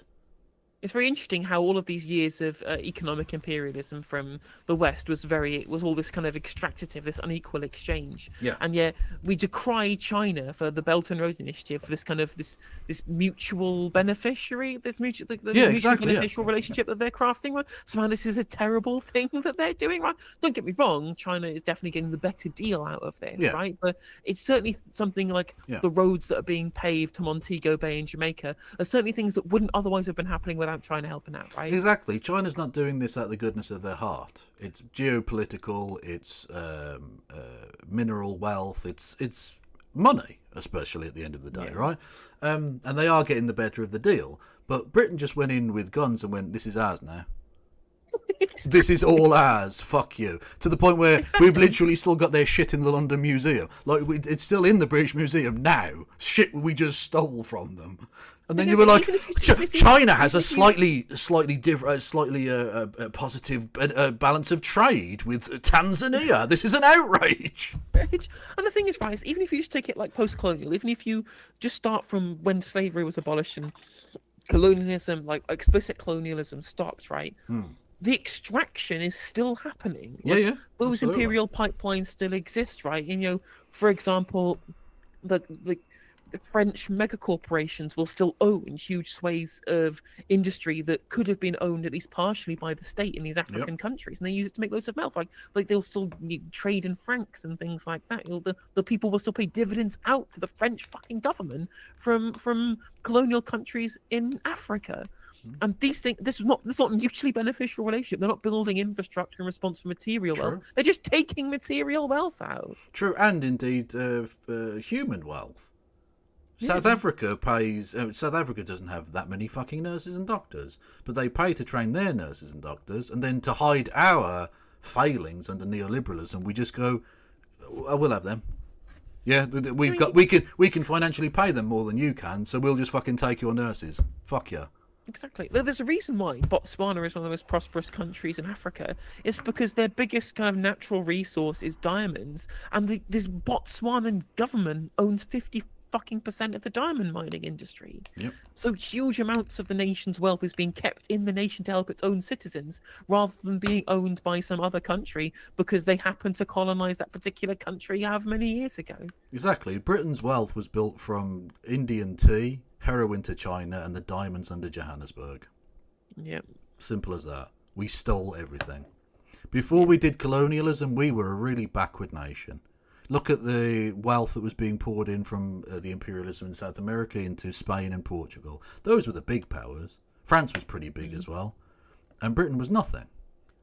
And we'd had a little experiment with imperialism in Ireland and went, shall we do that everywhere? And then we did and became the richest nation on earth. Because we stole everything from everywhere. We literally just marched into a place and went, there's a if I can bring, you mentioned him earlier, he's a fucking psychopath, but his sort of documentaries are very good. Go and watch Bad Empanada's Batman video. Not Batman the character, there was a guy called Batman. That was his surname. Who did a treaty with the Aboriginal group in Australia. And the reason it was voided by the British government is not because they felt that the terms were exploitative to the Aboriginal people, which they definitely were, but because the British government, upon landing in Australia, claimed all of Australia, even the bits they hadn't yet been to, for the Crown. So to sign a different agreement with this Aboriginal group would suggest that they have any connection to ownership of that land. Yeah. So they voided the contract. Because it was theirs anyway. Why do a deal when we already own it? Because we said so. Exactly. And then they'll turn around to China and go, "You can't build roads in Bolivia. It's an outrage." Yeah, brilliant stuff. That well with Keir Starmer this week. But if you look at what actually came out of CHOGM, it is a commitment to that dialogue, and I think that's important. Okay, well, all three of you, thank you very much indeed for that lively debate, as always we like on a Sunday morning. Now then, it is the last week of Rishi Sunak's leadership of the Conservative Party. Remember him? Was the UK's first He British is off after just over 2 years in charge following Liz Truss's explosion in government. 2 years when such a lot has happened. And Rishi Sunak will be replaced by either Kemi Badenoch or Robert Jenrick. We think it's going to be Bobby J, don't we? No, I think it's going to be Badenoch. Really? I think the membership has sussed out that Jenrick is fucking lying to them. I think they've sussed out that he's fucking making shit up. They're cleverer than I thought they were then. I thought they'd enjoy the... I think she's also more popular. She's more the kind of people who like Robert Jenrick are the least likable people you've ever met. And I think that... Yeah, Conservative Party members, yeah. I mean, also true, but you know what I mean. Like, no, I do. Yeah. Jenrick, but it's like, but even though they're both detestable, like fucking cockroaches, right, in every sense of the word, at least with Kemi Badenoch, you know, at least she sounds. She actually normal, she believes some things at least. Yeah, she has like at least some amount of conviction. Appalling things, genuinely dreadful things, but things she does believe them. No, she's awful. Now, I'd have had her favourite going into it, but the last polling I saw had Jenrick ahead, but that was 10 days ago. It's going to be close, right? It's going to be super close. But like the polls were way off with the Sunak Trust thing, so we'll see. Well, it's difficult to get it right when they're polling across, a much bigger sample size of 70 million people, when it's the tiny number of people who actually are members of the Conservative Party. True. That does reduce the accuracy. When the Sunak Trust polling massively underpolled Sunak. So if that's the case, that the shy Liberals rather than the shy Tories within the Tory Are you saying maybe Jenrick does have the edge? Their polling came up short on Sunak? Because he's a very small man. I've only got a week left. I've got to get it out of my system, okay? Because we'll never hear from him again. He's going to go live in California, and we'll just never... He'll be like he didn't exist. They are, and next Sunday, whoever the winner is expected to come and join us here in the studio. But today, I'm pleased to say we've got Andrew Griffith, who's currently the Shadow Secretary of State for Science. Who knows what you'll be next week when there's a new leader? Unemployed. You're very welcome to the studio this morning. Now, we've been talking about how the government's changing the rules around borrowing. Andy Haldane's backed it. The IMF, the big influential international financial institution, seems to be up for it. Are they right to do it? No, and the way in which this is being done is wholly wrong. If there's a debate to be had at all about the fiscal rules, it shouldn't be in the heat of the moment. It shouldn't be to make a public spending spree possible that wouldn't otherwise be. That should be something that we should do actually with a lot more parliamentary scrutiny. Even the announcement of this was briefed out and announced in Washington. This is so but actually, we have a real problem. Like, there's no such thing as fiscal rules, by the way. Yeah, they've made it up completely, yes. Yeah, exactly. Yeah. All fiscal rules are made up. It's like people saying, well, you can't say these words because they're all made up. And I'm like, well, I'd hate to, let you know about all the other words, right? No, they come from the word tree. Don't be silly. Exactly. They're natural. The stone tablets handed down from fucking... What's the fucking mountain in the Bible? Mount Ararat, right? That's the one. Maybe. No, it's not the one he climbs up, is it? That's Ararat was the one that Noah's Ark landed on. Oh, it is, isn't it? Yeah. Yeah, it goes up Mount... Oh, cock and bollocks. I can't Sinai, remember. that's the one. Mount Sinai. There we go. Thank you. That's the one, yeah. But yeah, exactly. Well, yeah, exactly. They're not handed out from tablets from the top of Sinai. No, exactly. That's not how words work. But yeah, there's no such thing as fiscal rules. Fiscal rules are self-imposed constraints that people can just decide to impose upon themselves for literally no reason whatsoever. There's no point having them. They're stupid. Just spend the things you need to do. Just have policy that's good. Yeah. That's as simple as that. So the idea that it's somehow beyond the pale and there should be parliamentary scrutiny over the set of completely arbitrary rules that somebody self-imposes on the spending plans that they have is a ridiculous statement. Genuinely ridiculous. Yeah. Also, him praying in aid like, they should announce it to Parliament first, because technically that's true. They should always announce government policy to Parliament first, because the executive needs to learn its lesson again, that it sits at the behest of Parliament, and not that Parliament is just an inconvenience to the executive. But he was a part of a Tory government which literally did everything by press release. They never announced a fucking policy to Parliament, I think, once in 15 years. What the fuck are you talking about? With the level of debt in this country, part of the agenda now for us in opposition of renewal has to be how we have more scrutiny about that. You're about to see, a government come to office on the promise of no increase in taxation, no increase in borrowing. They're about to break all of those promises. National insurance, Where did they say no increase in borrowing, Andrew? They said that borrowing would have to be falling after the 5th year, right? That was again, the self-imposed nonsense fiscal rule was that the projected OBR figure for when borrowing would be falling had to be falling after 5 years, right? Like, I think it's a silly fiscal rule. I think it over-constrained them. But the idea that somehow they said they weren't doing any borrowing at all was nonsense. And even on tax, they just said taxes on working people, not any taxes. What they lied about was a lie by omission, by not saying they would obviously raise capital gains tax or whatever, when us here at the Green Party, we openly said we will do this because it's good. Yes. To the Secretary of State directly exactly what was in the words of the Labour manifesto, which anyone could look at. And Rachel Reeves herself said that she wasn't going to fiddle with those fiscal rules. But just when it comes to the debt, Andrew Griffith, I mean, you said that Labour shouldn't be doing it this way. They haven't had enough scrutiny. There hasn't been enough conversation. I mean, you were part of Kwasi Kwarteng and Liz Truss's Treasury team when you did a mini budget without even talking to the OBR, the independent financial number crunchers. Jesus Christ! Journalism! No! The journalism outbreak.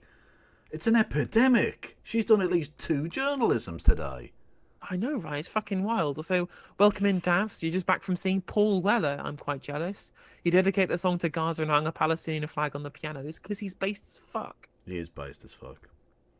Also, if you wanted to, not really related, but kind of related, go and check out the Goldie Looking Chain song, Wellens.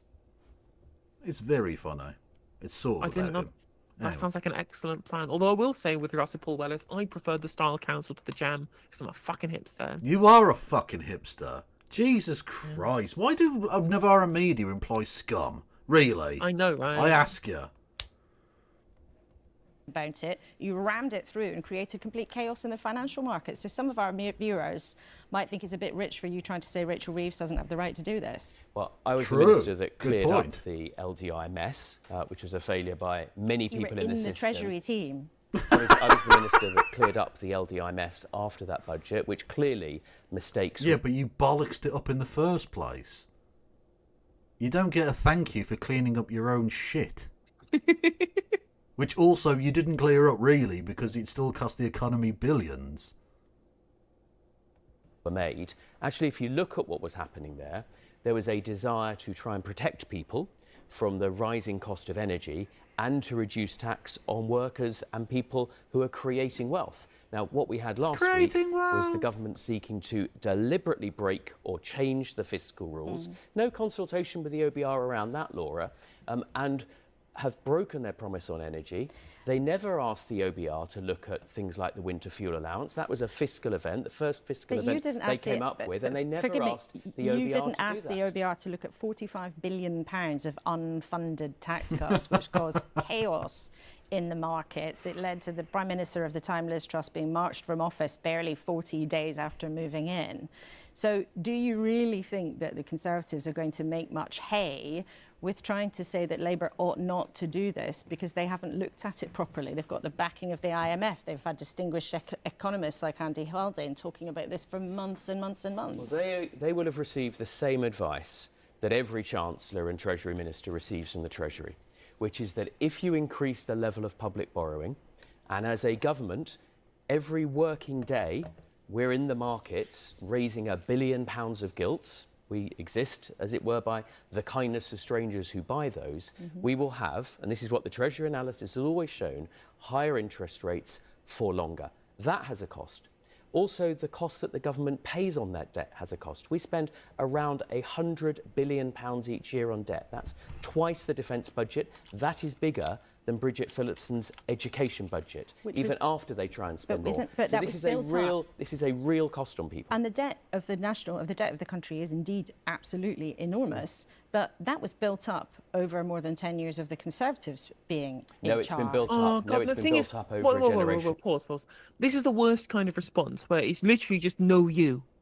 No, you can't say this because you also did this, right? Although, if we're paying interest on the debt, but the economy is bigger, like, that doesn't make a difference then, right? If we're paying more interest on the debt because we're paying interest on a thing that we borrowed that pays more back than the interest we're paying, how much interest we pay in total is a completely meaningless number, right? Like, if I'm paying back £50,000 a year in debts, but I then borrow another £100,000 to buy something that generates £200,000 worth of income, I'm still paying now £150,000 worth of debt, but I'm £50,000 in profit, right? Yeah. I have therefore spent money to make money. So the amount that the repayment is in isolation is completely irrelevant given the wider context of the additional revenues I'm making because I borrowed more money.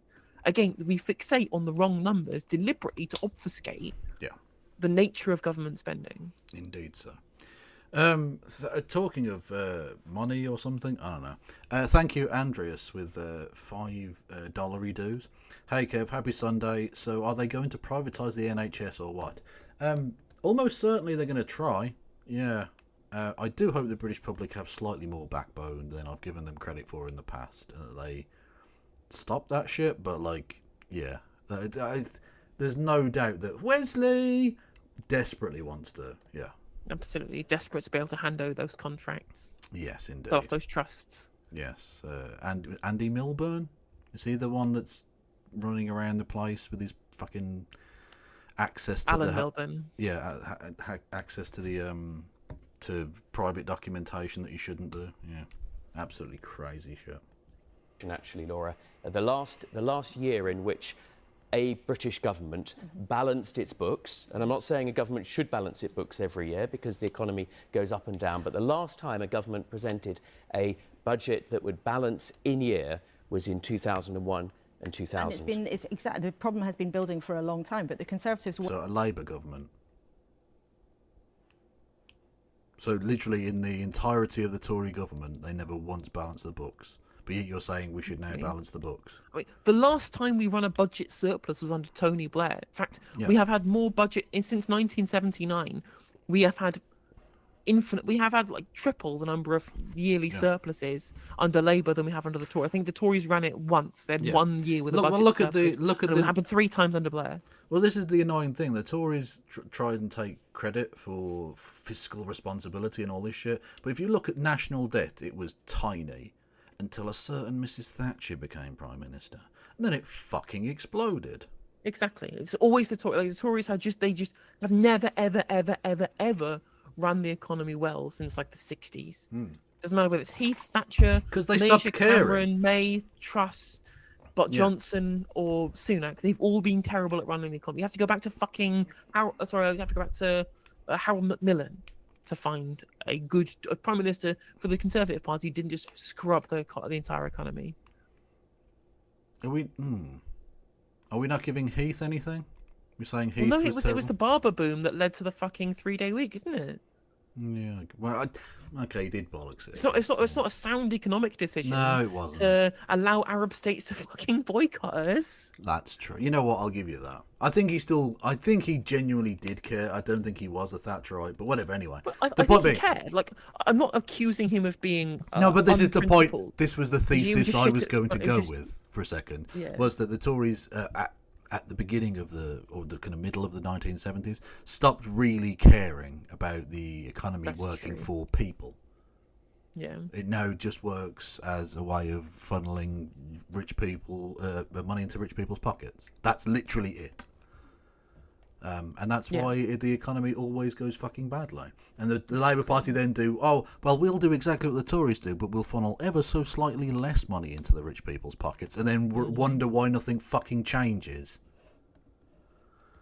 Were in power for a long time, during which the debt went up for all sorts of reasons. Some of it was emergency spending during the pandemic, and some of it was because of the energy shock which came about from the war in Ukraine. But isn't there also a cost to not investing in public services? Isn't there also a cost to not finding money to put into the health service? Wow, she noticed. Just in time for them to not be able to do fucking anything about it. Yeah. Wow, you let them get away with it for 14 years, and now that they're not in government, now you're asking them the question. Fucking Jesus Christ. Just get the fuck in the trebuchet now. Absolutely.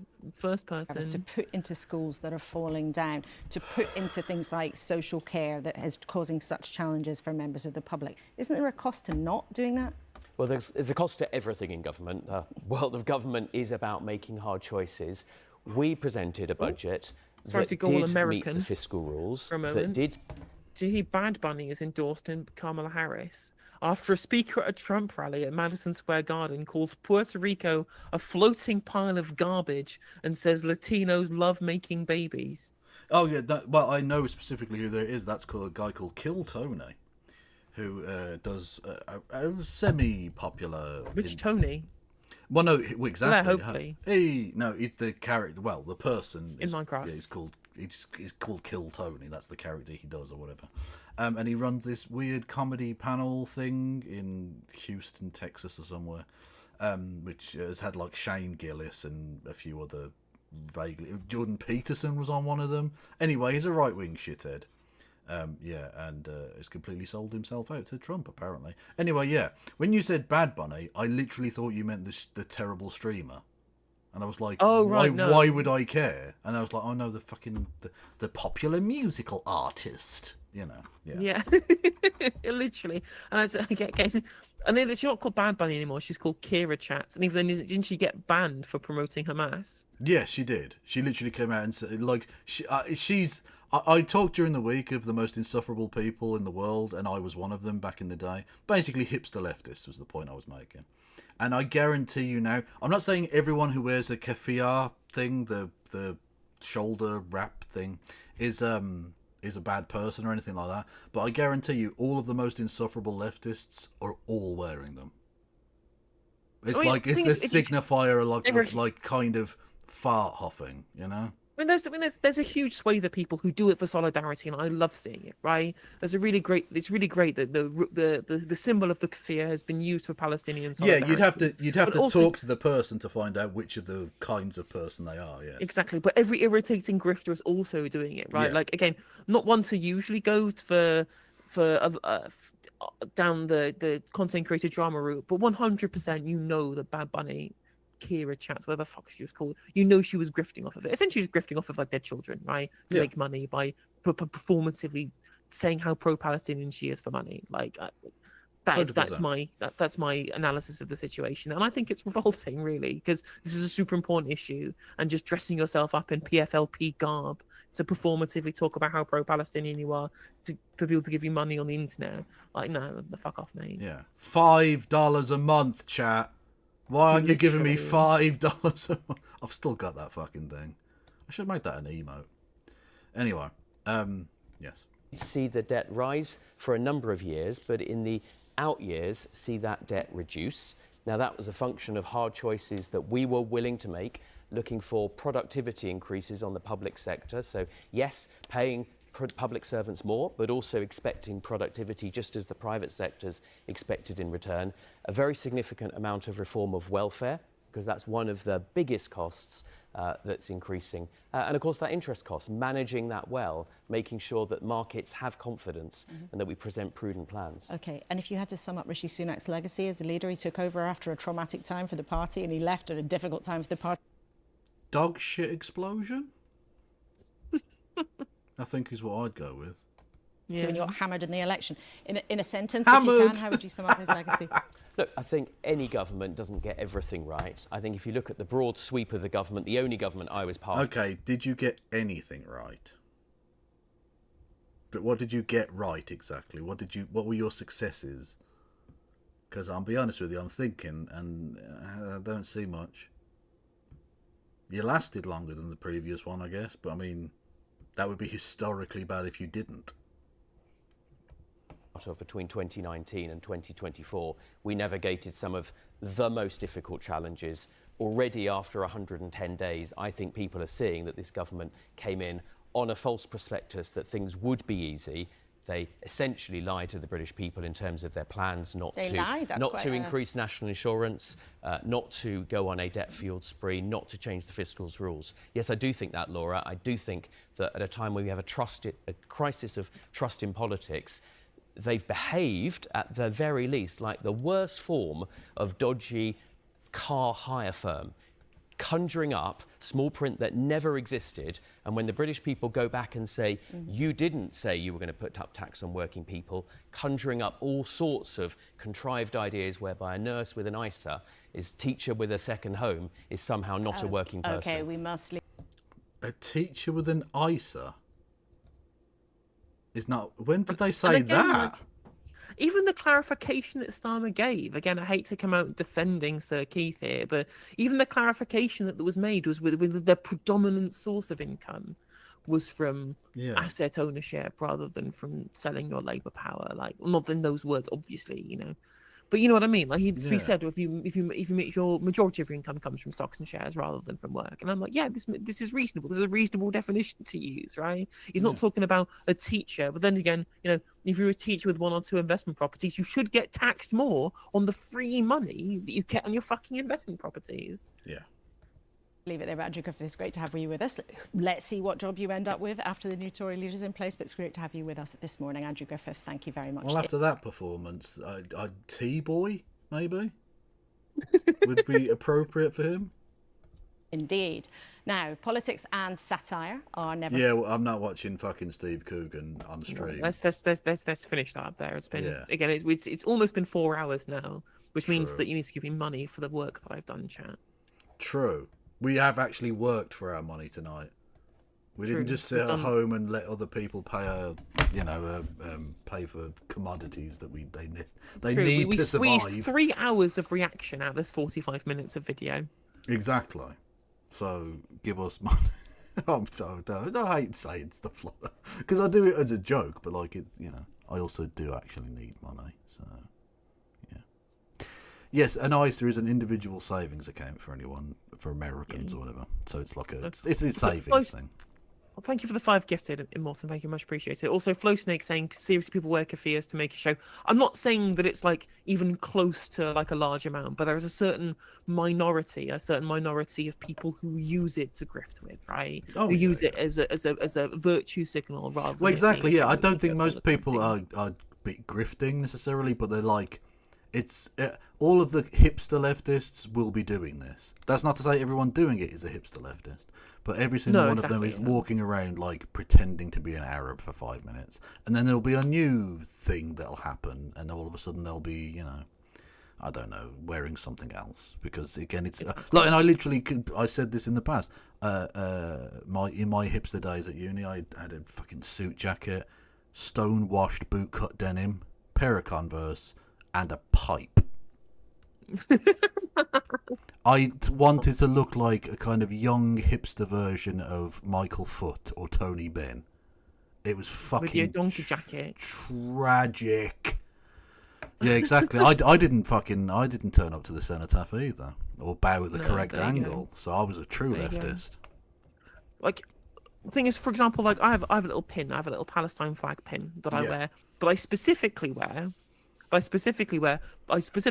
to buy one of the, you know how all the MPs wear a Ukraine flag Union Jack thing. Yeah, with the flag sticks crossed, so they're together. Yeah. Exactly. I very specifically wanted to find one with a Union Jack and a Palestinian flag on, because I wanted to make this very specific point that actually the UK does stand with Palestine whenever you look at polling. Not that anybody in the media says that. Yeah, I'll just say historically that is a troubling flag pin, though.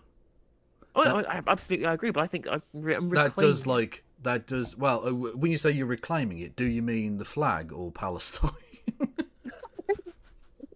Yeah, for claiming it to bring back the British mandate. Exactly. Before those terrorists took over. But very specifically, right? Yeah.